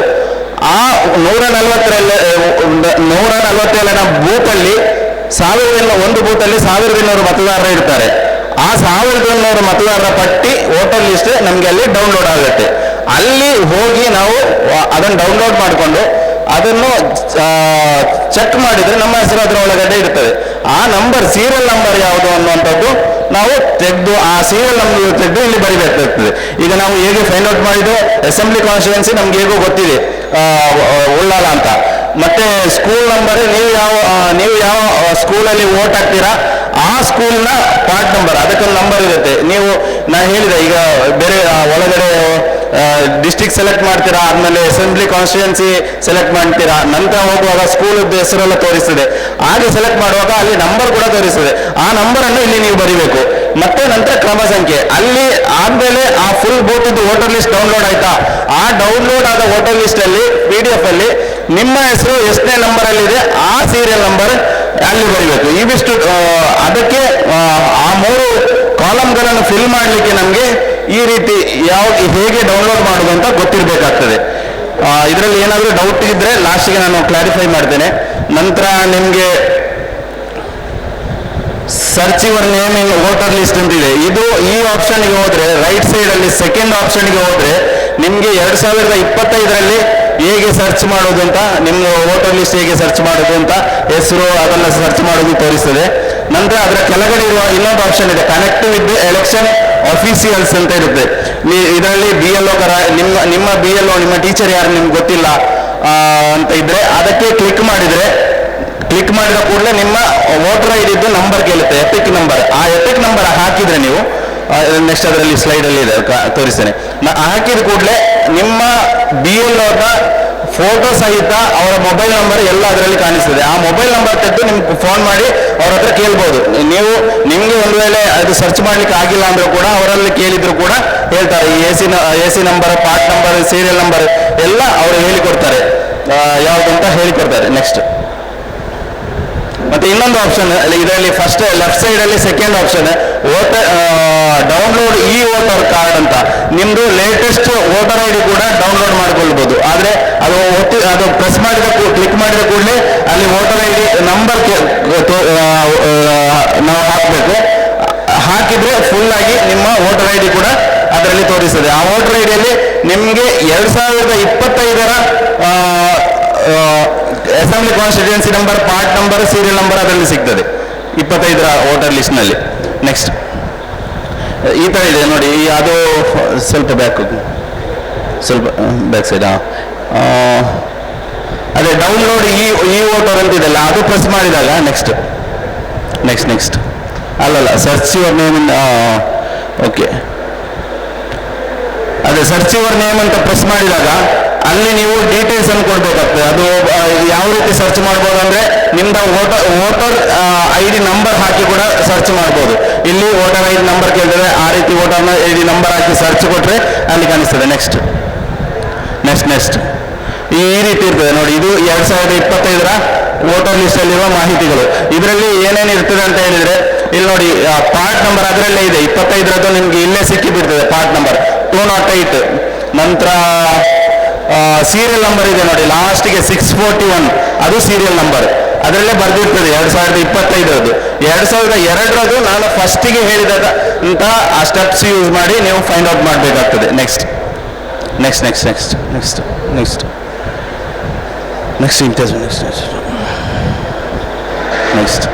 ಇದು ಈ ಆಪ್ಷನ್ ನೋಡಿ. ಇದು ಎರಡನೇ ಆಪ್ಷನ್ ಅಲ್ಲಿ ಕನೆಕ್ಟ್ ವಿತ್ BLO ಅಫಿಷಿಯಲ್ಸ್ ಅಂತ ಅದು ಕ್ಲಿಕ್ ಮಾಡಿದಾಗ ಈ ತರ ಇನ್ನೊಂದು ಬಾಕ್ಸ್ ಓಪನ್ ಆಗುತ್ತೆ.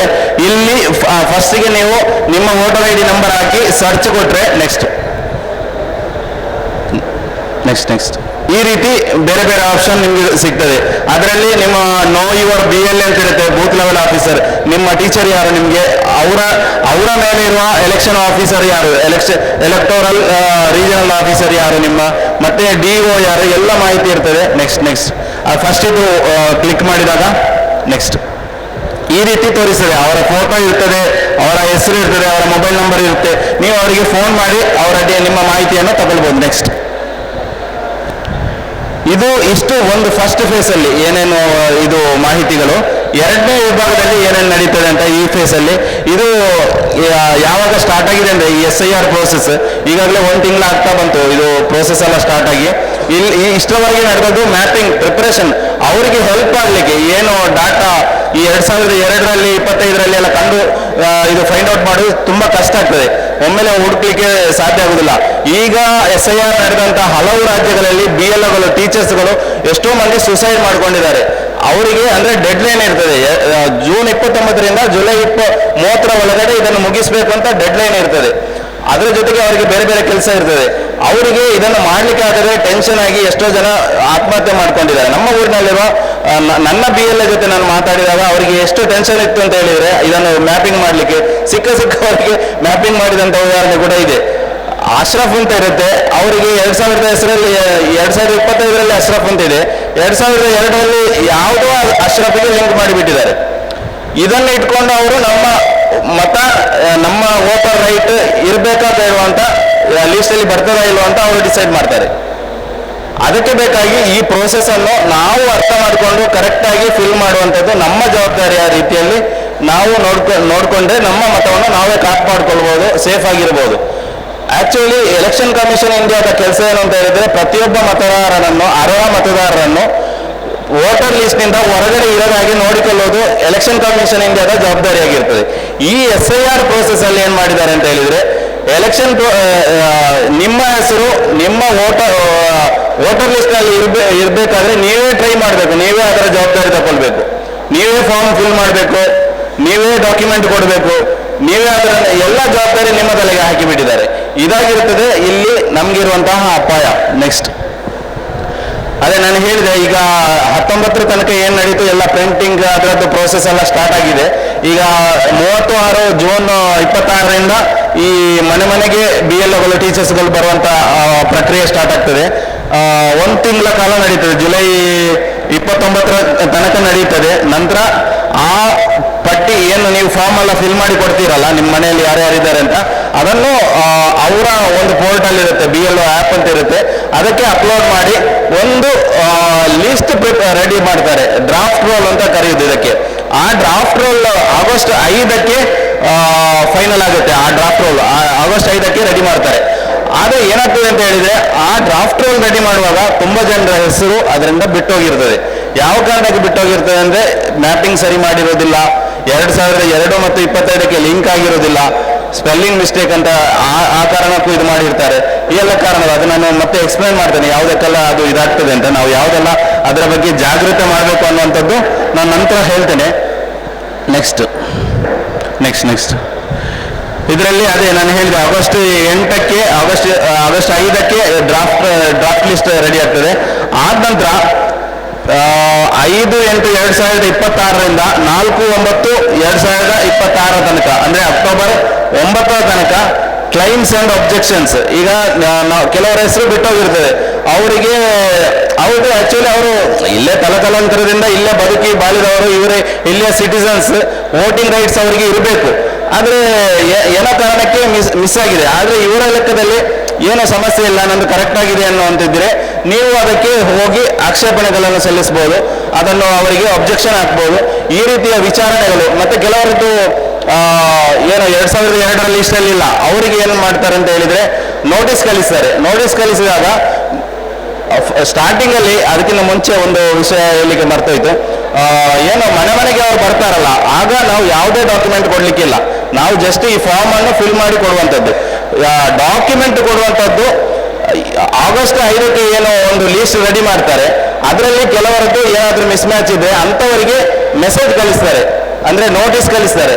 ಆ ನೋಟಿಸ್ ಬಂದವರು ತಹಸೀಲ್ದಾರಿಗೋ ಯಾರೋ ಅಧಿಕಾರಿಗಳನ್ನು ನೇಮಕ ಮಾಡಿರ್ತಾರೆ, ಅವರಿಗೆ ಹೋಗಿ ನಿಮ್ಮ ಈ ಡಾಕ್ಯುಮೆಂಟ್ 11 ಡಾಕ್ಯುಮೆಂಟ್ ಹೇಳಿದೆಯಲ್ಲ ಅದರಲ್ಲಿ ಯಾವುದಾದ್ರೂ ಒಂದು ಡಾಕ್ಯುಮೆಂಟ್ ಅನ್ನು ನೀವು ಅವರಿಗೆ ತೋರಿಸಬೇಕಾಗ್ತದೆ.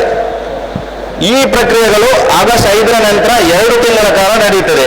ನೀವು ಯಾರಿಗಾದ್ರೂ ವೋಟು ಮಿಸ್ ಆಗಿದ್ರೆ ಅವರಿಗೆ ನೋಟಿಸ್ ಬಂದಿದೆ, ಅವರು ಡಾಕ್ಯುಮೆಂಟ್ಗಳನ್ನು ಹೋಗಿ ತೋರಿಸಿ ಅವರು ಅದನ್ನು ಕನ್ವಿನ್ಸ್ ಆಗಬೇಕು. ಅವರು ಯಾರೋ ಇದ್ದಾರೆ, ಎಲೆಕ್ಷನ್ ಆಫೀಸರ್ ಇರ್ತಾರೆ, ಅವರಿಗೆ ಕನ್ವಿನ್ಸ್ ಅವರ ವಿವೇಚನೆಗೆ ಬಿಟ್ಟದ್ದು ಅವರಿಗೆ ಇದು ಸರಿ ಇಲ್ಲ, ನಿಮ್ಮ ಡಾಕ್ಯುಮೆಂಟ್ ಸರಿ ಇಲ್ಲ, ನೀ ಆ ಜನ ಅಲ್ಲ, ಮುಂಚೆ ಇದ್ದವನು ನೀನಲ್ಲ ಅಂತ ಅವರು ರಿಜೆಕ್ಟ್ ಮಾಡಿದ್ರೆ ಫೈನಲ್ ಲಿಸ್ಟ್ ಅಲ್ಲಿ ಹೆಸರು ಬರಲ್ಲ. ಈ ರೀತಿಯ ಪ್ರಕ್ರಿಯೆ ಆಗಿರ್ತದೆ SIR. ಇದಕ್ಕಾಗಿ ಇದು ತುಂಬಾ ಅಪಾಯ ಅಂತ ಹೇಳುವಂಥದ್ದು. ಹಾಗೆ 2 ತಿಂಗಳ ಕಾಲ ನಡೆದು ಅಕ್ಟೋಬರ್ 9ಕ್ಕೆ ಫೈನಲ್ ಲಿಸ್ಟ್ ರೆಡಿ ಆಗ್ತದೆ. ನೆಕ್ಸ್ಟ್ ನೆಕ್ಸ್ಟ್ ಅದಾಯಿತು. ಅಷ್ಟೇ ಆಯ್ತು. ಒಂದು ವೇಳೆ ಮನೆಯಲ್ಲಿ BLO ಟೀಚರ್ಸ್ಗಳು ಬರುವಾಗ ಮನೆಯಲ್ಲಿ ಇವರು ಇಲ್ಲದಿದ್ರೆ, ಯಾರು ಇಲ್ಲದಿದ್ರೆ, ನೀವು ಎನಮರೇಷನ್ ಫಾರ್ಮ್ ಫಿಲ್ ಮಾಡದೆ ಕೊಡೋದಿದೆ, ಒಮ್ಮೆ ಬರ್ತಾರೆ, ಆಗ ಬರುವಾಗಿಲ್ಲ, ಎರಡನೇ ಸಲ ಭೇಟಿ ಕೊಡ್ತಾರೆ, ಎರಡನೇ ಸಲ ಭೇಟಿ ಕೊಡುವಾಗ ಕೂಡ ನೀವು ಇರಲಿಲ್ಲ ಅಂತ ಹೇಳಿದ್ರೆ ಮೂರನೇ ಸಲ ಬರ್ತಾರೆ, ಮೂರನೇ ಸಲ ಬರುವಾಗ ಕೂಡ ನೀವು ಇರಲಿಲ್ಲ ಅಂತ ಹೇಳಿದ್ರೆ ಅವರನ್ನು ಆಬ್ಸೆಂಟ್ ಅಂತ ಮಾರ್ಕ್ ಮಾಡ್ತಾರೆ, ಅವರ ಹೆಸರು ಮತದಾರ ಪಟ್ಟಿಯಿಂದ ಡಿಲೀಟ್ ಆಗ್ತದೆ. ಇದು ಬಹಳ ಕೇರ್ಫುಲ್ ಆಗಿರಬೇಕು. ಇದರಲ್ಲಿ ಈ ಇಡೀ SIR ಅಲ್ಲಿ ಪ್ರಮುಖವಾಗಿರುವಂತಹ ಒಂದು ಮುಖ್ಯ ಭಾಗ, ನೀವು ಈ ಫಾರ್ಮ್ ಅನ್ನು ಫಿಲ್ ಮಾಡಿ ತಪ್ಪದೇ ಕೊಡುವಂಥದ್ದು. ಈ ಫಾರ್ಮ್ ಫಿಲ್ ಮಾಡಿಲ್ಲ ಅನ್ನುವ ಕಾರಣಕ್ಕೆ ತಮಿಳುನಾಡಿನಲ್ಲಿ 8 ಲಕ್ಷ ಜನರ ವೋಟು ಡಿಲೀಟ್ ಆಗಿದೆ. 8 ಲಕ್ಷ ಜನರ ವೋಟು ತಮಿಳುನಾಡಿನಲ್ಲಿ ಡಿಲೀಟ್ ಆಗಿದೆ. ಅವ್ರು ಏನು ಅನ್ಕೊಂಡ್ರು ಅಂತ ಹೇಳಿದ್ರೆ, ತಮಿಳುನಾಡಿನಲ್ಲಿ ಇದು ಏನೋ ಒಂದು ಯಾವಾಗಲೂ ನಡೆಯುವಂಥದ್ದು, ಯಾವಾಗಲೂ ಬಂದು ಏನೋ ಫಾರ್ಮ್ ಕೊಡ್ತಾರೆ, ಏನೋ ಫಿಲ್ ಮಾಡ್ಲಿಕ್ಕೆ ಹೇಳ್ತಾರೆ, ಸರ್ಕಾರದ್ದು ಏನೋ ಕೆಲಸ ಅಂತ ಹೇಳ್ಕೊಂಡು ಬಿಟ್ಟಿದ್ರು, ಸಾಮಾನ್ಯ ಅಂತ ತಿಳ್ಕೊಂಡಿದ್ರು. ಆ ಕಾರಣಕ್ಕೆ ಸುಮಾರು 8 ಲಕ್ಷ ಜನರ ವೋಟು ಡಿಲೀಟ್ ಆಗಿದೆ. ಆದ್ರಿಂದ ಯಾರು ಕೂಡ ಒಬ್ಬರು ಕೂಡ ಈ ಫಾರ್ಮ್ ಫಿಲ್ಅಪ್ ಮಾಡೋದು ಮಿಸ್ ಆಗಬಾರ್ದು. ನಮ್ಮ ವೋಟ್ ಹೋದ್ರೆ ಅದು ನಮ್ಮ ಮಕ್ಕಳಿಗೂ ತೊಂದರೆ ಆಗುತ್ತೆ, ನಮಗೆ ಮಾತ್ರ ತೊಂದರೆ ಆಗೋದಲ್ಲ, ನಮ್ಮ ಮಕ್ಕಳಿಗೂ ತೊಂದರೆ ಆಗುತ್ತೆ. ಮತ್ತೆ ಇದನ್ನು ನಾಗರಿಕತೆಗೆ, ಸಿಟಿಸನ್ಶಿಪ್ಗೂ ಲಿಂಕ್ ಮಾಡುವ ಸಾಧ್ಯತೆಗಳಿದೆ.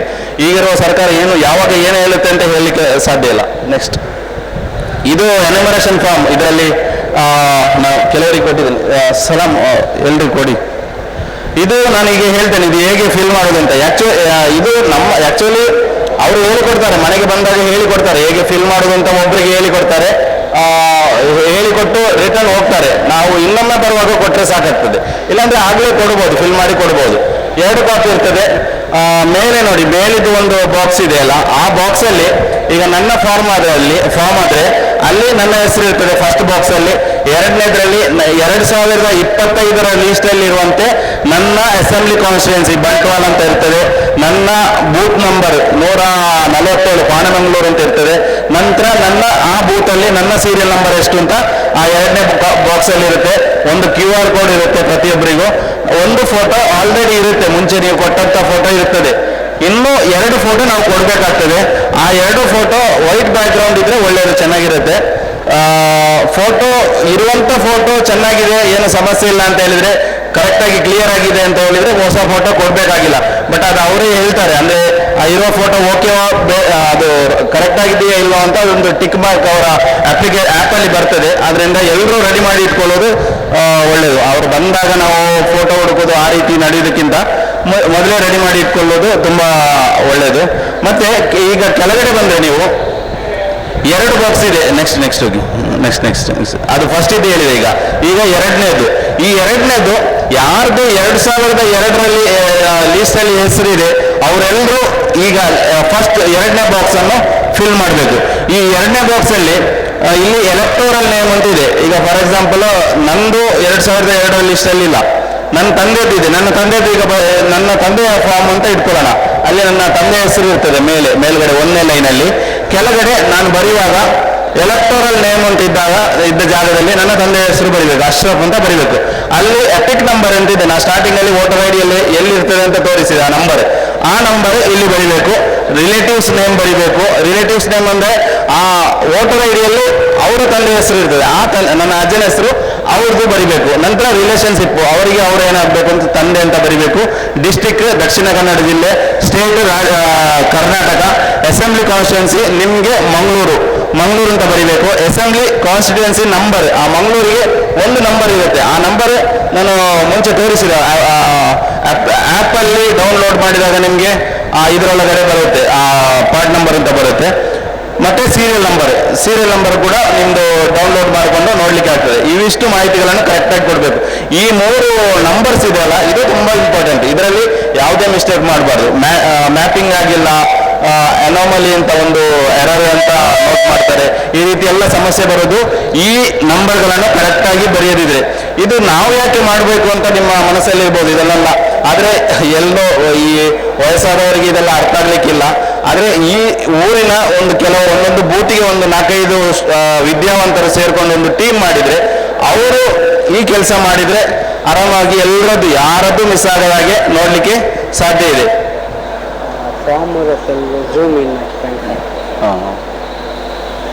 ಯಾರ್ದು ಮಿಸ್ ಆಗದಂತೆ ನೋಡ್ಲಿಕ್ಕೆ ಸಾಧ್ಯ ಇದೆ. ಈ ಮೊಬೈಲ್ ನೋಡುವಂಥದ್ದು ಯಾರಾದರೂ ಒಂದು 4-5 ಹುಡುಗರು ಸೇರಿಕೊಂಡು ಒಂದು ಬೂತಿಗೆ ಒಂದು 4-5 ಜನರನ್ನು ಅವರಿಗೆ ಆ ಜವಾಬ್ದಾರಿಯನ್ನು ಕೊಟ್ಟು ಅವರಿಗೆ ಏನೇನೋ ವ್ಯವಸ್ಥೆಗಳು ಬೇಕು, ಒಂದು 20 ದಿವಸ ಕೆಲಸ ಮಾಡಲಿಕ್ಕೆ, ಅದನ್ನು ಆ ಜಮಾತ್ ಕಡೆಯಿಂದ ಮಾಡಿದರೆ ಆ ಎಲ್ಲ ಕೆಲಸವನ್ನು ಅವರೇ ಮಾಡ್ತಾರೆ. ಎಲ್ಲರೂ ತಲೆಬಿಸಿ ಮಾಡಬೇಕಾದ ಅಗತ್ಯ ಇಲ್ಲ. ಇದು ಮುಗ್ದ ನಂತರ ಕೂಡ ಯಾರಿಗೆ ಆಸಕ್ತಿ ಇದೆ ಅವರಿಗೆ ಬೇಕಾದರೆ ಸ್ಪೆಷಲ್ ಆಗಿ ಕರೆಕ್ಟಾಗಿ ಇದನ್ನು ಡೌನ್ಲೋಡ್ ಮಾಡೋದು ಹೇಗೆ ಎಲ್ಲವನ್ನು ಹೇಳಿಕೊಡ್ತೇನೆ. ಆ ನಂತರ ನೀವು ಆ ರೀತಿಯಲ್ಲೇ ಕೆಲಸ ಮಾಡ್ಬೋದು. ಅದು ಒಂದು ಅವರು ಬರುವಂಥ ಸಮಯದಲ್ಲಿ ಯಾಕೆ ಇದನ್ನು ನಾವು ಮಾಡಬೇಕು ಅನ್ನೋದು ಇಂಪಾರ್ಟೆಂಟ್ ಅಂತ ಹೇಳಿದರೆ, ಮುಂಚೆ ಎಲೆಕ್ಷನ್ ಕಮಿಷನ್ ಆಫ್ ಇಂಡಿಯಾ ಅದೇ ಸ್ವತಃ ಅದರ ಜವಾಬ್ದಾರಿ, ಅದು ಅದರ ಕರ್ತವ್ಯ. ಎಲ್ಲರನ್ನೂ ಲೀಸ್ಟಲ್ಲಿ ಇರುವಾಗಿ ನೋಡೋದು ಅದರ ಕರ್ತವ್ಯ, ಅದಕ್ಕೆ ಆ ಕಮಿಷನ್ ಇರುವುದೇ ಅದಕ್ಕಾಗಿ. ಆದರೆ ಈ ಸರ್ಕಾರ ಏನು ಮಾಡಿದೆ, ಉದ್ದೇಶಪೂರ್ವಕವಾಗಿ ಯಾರದೋ ಮತಗಳನ್ನು ಮತದಾರ ಪಟ್ಟಿಯಲ್ಲಿ ಪ್ರತಿಯೊಬ್ಬರು ಅವರವರೇ ಜವಾಬ್ದಾರಿ ತಗೊಂಡು ಇರುವಂತೆ ನೋಡಬೇಕು ಅನ್ನುವ ಜನರ ತಲೆಗೆ ಹಾಕಿಬಿಟ್ಟಿದೆ. ಆದ್ರಿಂದ ನಾವು ಬಹಳ ಕೇರ್ಫುಲ್ ಆಗಿರ್ಬೇಕು. ಅಂದ್ರೆ BLOಗಳಿಗೆ ಕೆಲವು ಬಹಳ ಒತ್ತಡ ಇರ್ತದೆ, ಸುಸೈಡ್ ಮಾಡಿದ್ದಾರೆ ಅಂತ ಹೇಳಿ ಅವರಿಗೆ ಡೆಡ್ ಲೈನ್ ಇದೆ, ಜುಲೈ 30ರ ಒಳಗಡೆ ಎಲ್ಲ ಮುಗಿಸ್ಬೇಕು. ಅಂದ್ರೆ ಒಂದು ಬೂತ್ ಅಂದ್ರೆ 1200 ಜನ ಇರ್ತಾರೆ, ಅವ್ರದ್ದು ಎಲ್ಲರದ್ದು 2002ರಲ್ಲಿ ಹುಡುಕ್ಬೇಕು, ನಂತರ 25ರಲ್ಲಿ ಹುಡುಕ್ಬೇಕು, ಮ್ಯಾಚ್ ಮಾಡಬೇಕು. ಇದೆಲ್ಲ ಮಾಡ್ಲಿಕ್ಕೆ ಅವ್ರಿಗೆ ತುಂಬಾ ಕಷ್ಟ ಆಗ್ತದೆ. ಆ ಸಂದರ್ಭದಲ್ಲಿ ನಾವು ಹೆಲ್ಪ್ ಮಾಡಿದ್ರೆ ಅಥವಾ ನಮ್ಮದನ್ನು ನಾವೇ ಕರೆಕ್ಟಾಗಿ ಫಿಲ್ ಮಾಡಿಕೊಟ್ರೆ ಯಾವ ತೊಂದರೆ ಬರಲ್ಲ, ನಂತರ ಯಾವ ತೊಂದರೆ ಪ್ರಾಬ್ಲಮ್ ಬರುವ ಸಮಸ್ಯೆ ಇರೋದಿಲ್ಲ. ಕೋರ್ಟಿಗೆ ಹೋಗೋದು, ನಂತರ ಸುಪ್ರೀಂ ಕೋರ್ಟಿಗೆ ಹೋಗೋದು. ಈಗ ವೆಸ್ಟ್ ಬೆಂಗಾಲಲ್ಲಿ ಅದೇ ನಡೀತಾ ಇದೆ. ಯಾರ ಹೆಸರಿಲ್ಲ, ಸುಪ್ರೀಂ ಕೋರ್ಟ್ ಅಲ್ಲಿ ಇಲ್ಲಿ ಅಲೆದಾಡ್ತಾ ಇದ್ದಾರೆ. ಈ ರೀತಿದ್ದು ಸಮಸ್ಯೆಗಳು ಬರದೇ ಇರಲಿಕ್ಕೆ ನಾವು ಇದನ್ನು ಕರೆಕ್ಟಾಗಿ ಫಿಲ್ ಮಾಡಿಕೊಟ್ರೆ ಯಾವ ಸಮಸ್ಯೆಯೂ ಆಗುದಿಲ್ಲ. ನೆಕ್ಸ್ಟ್ ಈ ಕಡೆ ಈಗ ಯಾರು ಸೆಕೆಂಡ್ ಆ ಕಾಲಮ್ ಫಿಲ್ ಮಾಡಿದ್ರು ಈ ಕಡೆ ಅವರು ಫಿಲ್ ಮಾಡ್ಲಿಕ್ಕಿಲ್ಲ, ಬ್ಲ್ಯಾಂಕ್ ಬಿಡಬೇಕು. ಇನ್ ಕೇಸ್ ಈಗ ನಂದು 2002ರ ಪಟ್ಟಿಯಲ್ಲಿ ಹೆಸರಿಲ್ಲ, ನಾನೇನ್ ಮಾಡಬೇಕು, ಈ 3 ಅಂತ ಬರ್ದಿದೆಯಲ್ಲ ಆ ಜಾಗದಲ್ಲಿ ನನ್ನ ಹೆಸರು ಬರಿಬೇಕು, ಆ ಜಾಗದಲ್ಲಿ ಬರಿಬೇಕು. ಬಟ್ ಬರೆಯುವಾಗ ಆ ನೇಮ್ ಅಂತಿದೆಯಲ್ಲ ಅಲ್ಲಿ ನನ್ನ ಹೆಸರು ಬರಿಬಾರ್ದು. ಯಾಕಂದ್ರೆ ನಾನು ಲಿಂಕ್ ಮಾಡೋದು ನನ್ನ ತಂದೆಗೆ, ನನ್ನ ತಂದೆದ್ದು ಮಾತ್ರ 2002ರಲ್ಲಿ ಇದೆ, ನನ್ನದಿಲ್ಲ. ನನ್ನದು ಇದ್ದಿದ್ರೆ ಅಂದ್ರೆ ಈ 2 ಮತ್ತು 3 ಬಾಕ್ಸ್ ಉಂಟಲ್ಲ, ಇದು ಇರುವುದು 2002 ಡೀಟೇಲ್ಸ್ ತುಂಬಲಿಕ್ಕೆ ಮಾತ್ರ. ಸೊ ನನ್ನದು 2002ರಲ್ಲಿ ಇಲ್ಲ ಅನ್ನೋ ಕಾರಣಕ್ಕೆ ನಾನು ಈ ಕಡೆ ಬರಿತಾ ಇದ್ದೇನೆ. ಆದ್ರೆ ಈ ಕಡೆ ಕೂಡ ಬರೆಯುವಾಗ ನನ್ನ ತಂದೆದಕ್ಕೆ ಲಿಂಕ್ ಮಾಡಿ ಬರೀತಾರೆ, ತಂದೆ ಡೀಟೇಲ್ಸ್ ಅನ್ನು ಬರಿಬೇಕು. ಅಲ್ಲಿ ನೇಮ್ ಅಂತ ಇದೆಯಲ್ಲ ಅಲ್ಲಿ ನನ್ನ ತಂದೆ ಹೆಸರು ಬರಿಬೇಕು. ರೈಟ್ ಸೈಡ್ ಅಲ್ಲಿ ಎಪಿಕ್ ನಂಬರ್, ಅವರ ಎಪಿಕ್ ನಂಬರ್ ಬರಿಬೇಕು. ಅವರ ರಿಲೇಟಿವ್ಸ್ ನೇಮ್, ಅವರ ಕಾರ್ಡ್ ಅಲ್ಲಿ ಯಾರ ಹೆಸರಿದೆ ಅವರ ಹೆಸರು ಬರಿಬೇಕು. ರಿಲೇಷನ್ಶಿಪ್ ಅವರಿಗೆ ಏನು ರಿಲೇಷನ್ ತಂದೆ ಅಂತ ಬರಿಬೇಕು. ನಂತರ ಡಿಸ್ಟ್ರಿಕ್ಟ್ ಬರಬೇಕು, ಸ್ಟೇಟ್ ಬರಿಬೇಕು, ಅಸೆಂಬ್ಲಿ ಕಾನ್ಸ್ಟಿಟ್ಯೂನ್ಸಿ ನಂಬರ್ ನಂದು ಬಂಟ್ವಾಳದ್ದು ಎಷ್ಟು 139 ಅಂತ ಬರಿಬೇಕು. ಅದು ಹುಡುಕಿ 2002ರಲ್ಲಿ ಹೇಗೆ ಇದೆ ಅದೇ ರೀತಿ ಬರಿಬೇಕು. ನಂತರ ನೆಕ್ಸ್ಟ್ ಈ ಕೆಳಗಡೆ ಇರುವ ಬಾಕ್ಸ್ ಎಲ್ಲರೂ ಬರಿಬೇಕು, ಇದು ಎಲ್ಲರೂ ಫಿಲ್ ಮಾಡಬೇಕು. ಸ್ವಲ್ಪ ಹಿಂದ್ಗಡೆ ಹೋಗಿ. ಈ ಮೂರನೇ ಕಾಲಮ್ ಫಿಲ್ ಮಾಡಿದವರು 2ನೇ ಕಾಲಮ್ ಫಿಲ್ ಮಾಡ್ಲಿಕ್ಕಿಲ್ಲ. 2ನೇ ಕಾಲಮ್ ಫಿಲ್ ಮಾಡಿದವರು ಇದನ್ನು ಬ್ಲಾಕ್ ಬಿಡಬೇಕು. ಯಾವ್ದಾದ್ರು ಒಂದು ಮಾತ್ರ ಫಿಲ್ ಮಾಡ್ಲಿಕ್ಕೆ ಇರ್ತದೆ. ನೆಕ್ಸ್ಟ್ ಕೆಳಗಡೆ ಇದ್ದು ಎಲ್ಲರೂ ಫಿಲ್ ಮಾಡಬೇಕು. ಇದರಲ್ಲಿ ಜನರಲ್ ಆಗಿರ್ತದೆ, ಡೇಟ್ ಆಫ್ ಬರ್ತ್ ಬರಿಬೇಕು, ಆಧಾರ್ ನಂಬರ್ ಬರಿಬೇಕು, ಮೊಬೈಲ್ ನಂಬರ್ ಬರಿಬೇಕು. ಮೊಬೈಲ್ ನಂಬರ್ ಯಾಕಂತ ಹೇಳಿದ್ರೆ ಮೆಸೇಜ್ ಬಂದಾಗ ನಿಮಗೆ ನೋಟಿಸ್ ಒಂದು ವೇಳೆ ಇಶ್ಯೂ ಮಾಡಿದ್ರೆ ಅದಕ್ಕೆ ಮೊಬೈಲ್ಗೂ ಮೆಸೇಜ್ ಬರುತ್ತೆ, ಅದರಿಂದ ಅದನ್ನು ಬರೆಯುವಂಥದ್ದು ತುಂಬ ಇಂಪಾರ್ಟೆಂಟ್. ಓಕೆ, ಇದರಲ್ಲಿ ಏನಾದರೂ ಡೌಟ್ಸ್ ಇದ್ರೆ ಲಾಸ್ಟಿಗೆ ಕೇಳಿ, ಎಲ್ಲ ಕ್ಲಾರಿಫೈ ಮಾಡ್ಬೋದು. ನಂತರ ತಂದೆ ಹೆಸರು, ತಂದೆ ಎಪಿಕ್ ನಂಬರ್, ವೋಟರ್ ಐಡಿಯಲ್ಲಿ ಇರುವಂಥ ನಂಬರ್, ಬಟ್ ಅದು ಆಪ್ಷನಲ್, ನಿಮಗೆ ಇದ್ರೆ ಬರಿಬೋದು, ಇಲ್ಲಾಂದ್ರೆ ಬರೀಲೇಬೇಕು, ಕಂಪಲ್ಸರಿ ಏನಿಲ್ಲ. ನಂತರ ತಾಯಿ ಹೆಸರು ಬರಿಬೇಕು, ತಾಯಿ ಎಪಿಕ್ ನಂಬರ್, ಸ್ಪೌಸ್ ಗಂಡ ಅಥವಾ ಹೆಂಡತಿ ಅವರ ಹೆಸರು ಬರಿಬೇಕು, ಅವರ ಎಪಿಕ್ ನಂಬರ್ ಕೂಡ ಬರಿಬೇಕು. ನಂತರ ಕೆಳಗಡೆ ನೆಕ್ಸ್ಟ್ ಅಲ್ಲಿ ಕಲರ್ ಫೋಟೋ ಕೊಡಬೇಕು. ನೆಕ್ಸ್ಟ್ ಇದು ನೋಡಿ, ಇದು ಅವ್ರದ್ದು ಫಿಲ್ ಮಾಡಿದ್ದಾರೆ. ಒಂದು ಎಕ್ಸಾಂಪಲ್, ಉದಾಹರಣೆಗೆ ಅವರ ಹೆಸರು ಬರೆದಿದ್ದಾರೆ, ಅವರ ಕಾನ್ಸ್ಟಿಟ್ಯೂನ್ಸಿ ನಂಬರ್ ಶಿವಾಜಿನಗರ ಅಂತ ಬರೆದಿದ್ದಾರೆ, ಪಾರ್ಟ್ ನಂಬರ್ ಬರೆದಿದ್ದಾರೆ, ಸೀರಿಯಲ್ ನಂಬರ್ ಬರೆದಿದ್ದಾರೆ, ಅವರ ಫೋಟೋ ಹಾಕಿದ್ದಾರೆ. ನೆಕ್ಸ್ಟ್ ಇಲ್ಲಿ ಅವ್ರದ್ದು ಹೆಸರು 2002ರ ಲಿಸ್ಟಲ್ಲಿ ಇತ್ತು, ಅದಕ್ಕಾಗಿ ಲೆಫ್ಟ್ ಸೈಡ್ ಅಲ್ಲಿ ಎಲ್ಲ ಅವರು ಡೀಟೇಲ್ ಬರೆದಿದ್ದಾರೆ, ರೈಟ್ ಸೈಡ್ ಖಾಲಿ ಬಿಟ್ಟಿದ್ದಾರೆ. ನೆಕ್ಸ್ಟ್ ನೋಡಿ, ರೈಟ್ ಸೈಡ್ ಖಾಲಿ ಬಿಟ್ಟಿದ್ದಾರೆ. ನೆಕ್ಸ್ಟ್ ಒಂದು ವೇಳೆ 2002ರಲ್ಲಿ ಅವರ ಹೆಸರು ಇಲ್ಲ ಅಂತ ಹೇಳಿದ್ರೆ ನೆಕ್ಸ್ಟ್ ಈ ಕಡೆ ಬರಿಬೇಕು, ಲೆಫ್ಟ್ ಸೈಡ್ ಖಾಲಿ ಬಿಡಬೇಕು, ಈ ಕಡೆ ಎಲ್ಲ ಡೀಟೇಲ್ಸ್ಗಳನ್ನು ಬರಿಬೇಕು. 2002ರ ಲೀಸ್ಟಲ್ಲಿ ಇರುವ ಹಾಗೆ ಬರಿಬೇಕು. ನೆಕ್ಸ್ಟ್ ಈಗ ಅದೇ ರೀತಿ ಬರೆದಿದ್ದಾರೆ ನೋಡಿ. Next next next next next ಮುಂಚೆದು ಬ್ಯಾಕ್ ಇಲ್ಲಿ ನೋಡಿ, ಈಗ ಇಲ್ಲಿ ಡೇಟ್ ಆಫ್ ಬರ್ತ್ ಬರೆದಿದ್ದಾರೆ, ಆಧಾರ್ ನಂಬರ್ ಬರೆದಿದ್ದಾರೆ, ಮೊಬೈಲ್ ನಂಬರ್ ಬರೆದಿದ್ದಾರೆ, ತಂದೆ ಹೆಸರು, ಎಪಿಕ್ ನಂಬರ್ ನಿಮಗೆ ಸಿಕ್ಕಿದ್ರೆ ಮಾತ್ರ ಬರಿಬೋದು, ಬರೀಲೇಬೇಕು ಅಂತಿಲ್ಲ. ತಾಯಿ ಹೆಸರು ಬರಿಬೇಕು, ನಂತರ ಗಂಡ ಹೆಸರು. ನೆಕ್ಸ್ಟ್ ಇದರಲ್ಲಿ ಏನಂತ ಹೇಳಿದ್ರೆ ಹಿಂದೆ next next next next next next next back ಅಲ್ಲ, ಫ್ರಂಟ್ ಬ್ಯಾಕ್ ತೆಲ್ಬೇಕು. ಇದೇನಂತ ಹೇಳಿದ್ರೆ ಇಲ್ಲಿ ಸೈನ್ ಹಾಕ್ಲಿಕ್ಕೆ ಇರುತ್ತೆ, ಇದು ಲಾಸ್ಟ್ ಎನ್ಯುಮರೇಷನ್ ಫಾರ್ಮ್ ಲಾಸ್ಟ್. ಇದು ನಾನು ಕೊಟ್ಟಂತ ಎಲ್ಲ ಮಾಹಿತಿಗಳು ಕರೆಕ್ಟ್ ಆಗಿದೆ, ಯಾವುದೇ ರಾಂಗ್ ಆಗಿ ಯಾವ ಮಾಹಿತಿಯು ಬರೀಲಿಲ್ಲ ಅಂತ ಹೇಳಿ ಒಪ್ಪಿಗೆ ಇದು ಮಾಡಿ ಸೈನ್ ಹಾಕುವಂಥದ್ದು. ಮೇಲೆ ನಾವು ಸೈನ್ ಹಾಕಬೇಕು, ಕೆಳಗಡೆ ಯಾರು ನಿಮಗೆ ಫಾರ್ಮ್ ತಂದು ಕೊಡ್ತಾರೆ ಅವರು ಸೈನ್ ಹಾಕ್ತಾರೆ. ಒಂದು ಕಾಪಿ ಅವರು ಇಟ್ಕೊಳ್ತಾರೆ, ಒಂದು ಕಾಪಿ ನಿಮಗೆ ಕೊಡ್ತಾರೆ. ನೆಕ್ಸ್ಟ್ ಇನ್ನು ನಾವು ಹೇಗೆ ಇದು ಅದೇ 2002ರಲ್ಲಿ ಹೇಗೆ ಫೈಂಡ್ ಔಟ್ ಮಾಡ್ಬೋದು ಅಂತ, ಅದು ವೆಬ್ಸೈಟಿಗೆ ಹೋದ್ರೆ ಈ ರೀತಿ ತೋರಿಸ್ತದೆ ನಿಮಗೆ, ಯಾವುದು ಕಾನ್ಸ್ಟಿಟ್ಯೂನ್ಸಿ ಸೆಲೆಕ್ಟ್ ಮಾಡಿ ಅಂತ ತೋರಿಸ್ತದೆ. ಅವರು ಅದರಲ್ಲಿ ಕಾನ್ಸ್ಟಿಟ್ಯೂನ್ಸಿ ಶಿವಾಜಿನಗರ ಅಂತ ಸೆಲೆಕ್ಟ್ ಮಾಡಿದ್ದಾರೆ. ನೆಕ್ಸ್ಟ್ ಇದು ವೆಬ್ಸೈಟ್, 2 ವೆಬ್ಸೈಟ್ ಇದೆ. ಒಂದು ECI.gov.in ಅಂತ ಹೇಳಿ ಒಂದು ವೆಬ್ಸೈಟ್. ಈ ವೆಬ್ಸೈಟ್ಗೆ ಹೋದ್ರೆ ನೀವು ವೋಟರ್ಸ್ ಸಿಟಿಸನ್ ಆ್ಯಪ್ ಅಂತ ಅನ್ನುವಂಥ ಒಂದು ವೆಬ್ಸೈಟ್ಗೆ ಹೋಗ್ತೀರಾ, ಅಲ್ಲಿ ನಿಮಗೆ 2025ರ ಡೀಟೇಲ್ಸ್ ಫೈಂಡ್ ಔಟ್ ಮಾಡ್ಬೋದು. ಇನ್ನೊಂದು ವೆಬ್ಸೈಟ್ ಇದೆ CEO ಕರ್ನಾಟಕ ಅಂತ, ಅಲ್ಲಿ ಹೋದ್ರೆ ನಿಮಗೆ 2002ರ ಡೀಟೇಲ್ಸ್, 2002ರಲ್ಲಿ ಹೇಗೆ ಹೆಸರಿತ್ತು, ಕಾನ್ಸ್ಟಿಟ್ಯೂನ್ಸಿ ನಂಬರ್ ಇತ್ತು, ಪಾರ್ಟ್ ನಂಬರ್ ಯಾವುದು ಹುಡುಕ್ಲಿಕ್ಕೆ ಅಲ್ಲಿ ಹೋದ್ರೆ ನಿಮಗೆ ಆಗ್ತದೆ. ಈ 2 ವೆಬ್ಸೈಟ್ ಅನ್ನು ನೋಟ್ ಮಾಡಿ ಇಟ್ಕೊಳ್ಬೋದು. CEO ಕರ್ನಾಟಕ, ಇನ್ನೊಂದು ECI.government.in. ನೆಕ್ಸ್ಟ್ ಅದರ ನಂತರ ಆ ವೆಬ್ಸೈಟಲ್ಲಿ ಹೇಗೆ ಹುಡುಕಬೇಕು ಅಂತ, ಪಾರ್ಟ್ ನಂಬರ್ ಹೇಗೆ ಹುಡುಕೋದು ಅಂತ, ಅದು ಫಸ್ಟಿಗೆ ಅಲ್ಲಿ ಕಾನ್ಸ್ಟಿಟ್ಯೂನ್ಸಿ ಶಿವಾಜಿನಗರ ಅಂತ ಹಾಕಿದ್ರು. ನೆಕ್ಸ್ಟ್ ಅದರ ಒಳಗಡೆ ನೆಕ್ಸ್ಟ್ ಓಕೆ ಅದು ಆ ರೀತಿ ಇರ್ತದೆ. ಇದು ವೆಬ್ಸೈಟ್ ಹೆಸರು ಹೇಳಿದಲ್ಲ, CEO ಕರ್ನಾಟಕ ಅಂತ. ಈ ರೀತಿ ನೀವು ಗೂಗಲಲ್ಲಿ ಟೈಪ್ ಮಾಡಿದರೆ CEO.Karnataka.government.in ಅಂತ ಅಥವಾ CEO ಕರ್ನಾಟಕ ಅಂತ ಟೈಪ್ ಮಾಡಿದರೆ ಈ ಥರ ಒಂದು ಪೇಜ್ ಓಪನ್ ಆಗ್ತದೆ. ಈ ಪೇಜಲ್ಲಿ ಏನಾಗ್ತದೆ, ಮೊಬೈಲಲ್ಲಿ ಒಂದು ಸ್ವಲ್ಪ ಬೇರೆ ರೀತಿ ಕಾಣಿಸ್ಕೊಳ್ತದೆ ಡಾಟ್ ಆಗಿ, ಸಿಸ್ಟಮ್ ಅಲ್ಲಿ ಆದರೆ ಈ ರೀತಿಯೇ ಕಾಣಿಸ್ಕೊಳ್ತದೆ. ಇಲ್ಲಿ ಎಲೆಕ್ಟೋರಲ್ ರೋಲ್ 2002 ಅಂತ ಇದೆ ಒಂದು ಲಿಂಕ್. ಆ ಲಿಂಕ್ ನೀವು ಪ್ರೆಸ್ ಮಾಡಿದರೆ ನೆಕ್ಸ್ಟ್ ಅಲ್ಲಿ ನೋಡಿ ಹೈಲೈಟ್ ಮಾಡಿದಲ್ಲ, ವ್ಯೂ ಡೌನ್ಲೋಡ್ 2002 ಎಲೆಕ್ಟೋರಲ್ ರೋಲ್, ಮತ್ತೆ ಇನ್ನೊಂದು option search your name in 2002 electoral roll.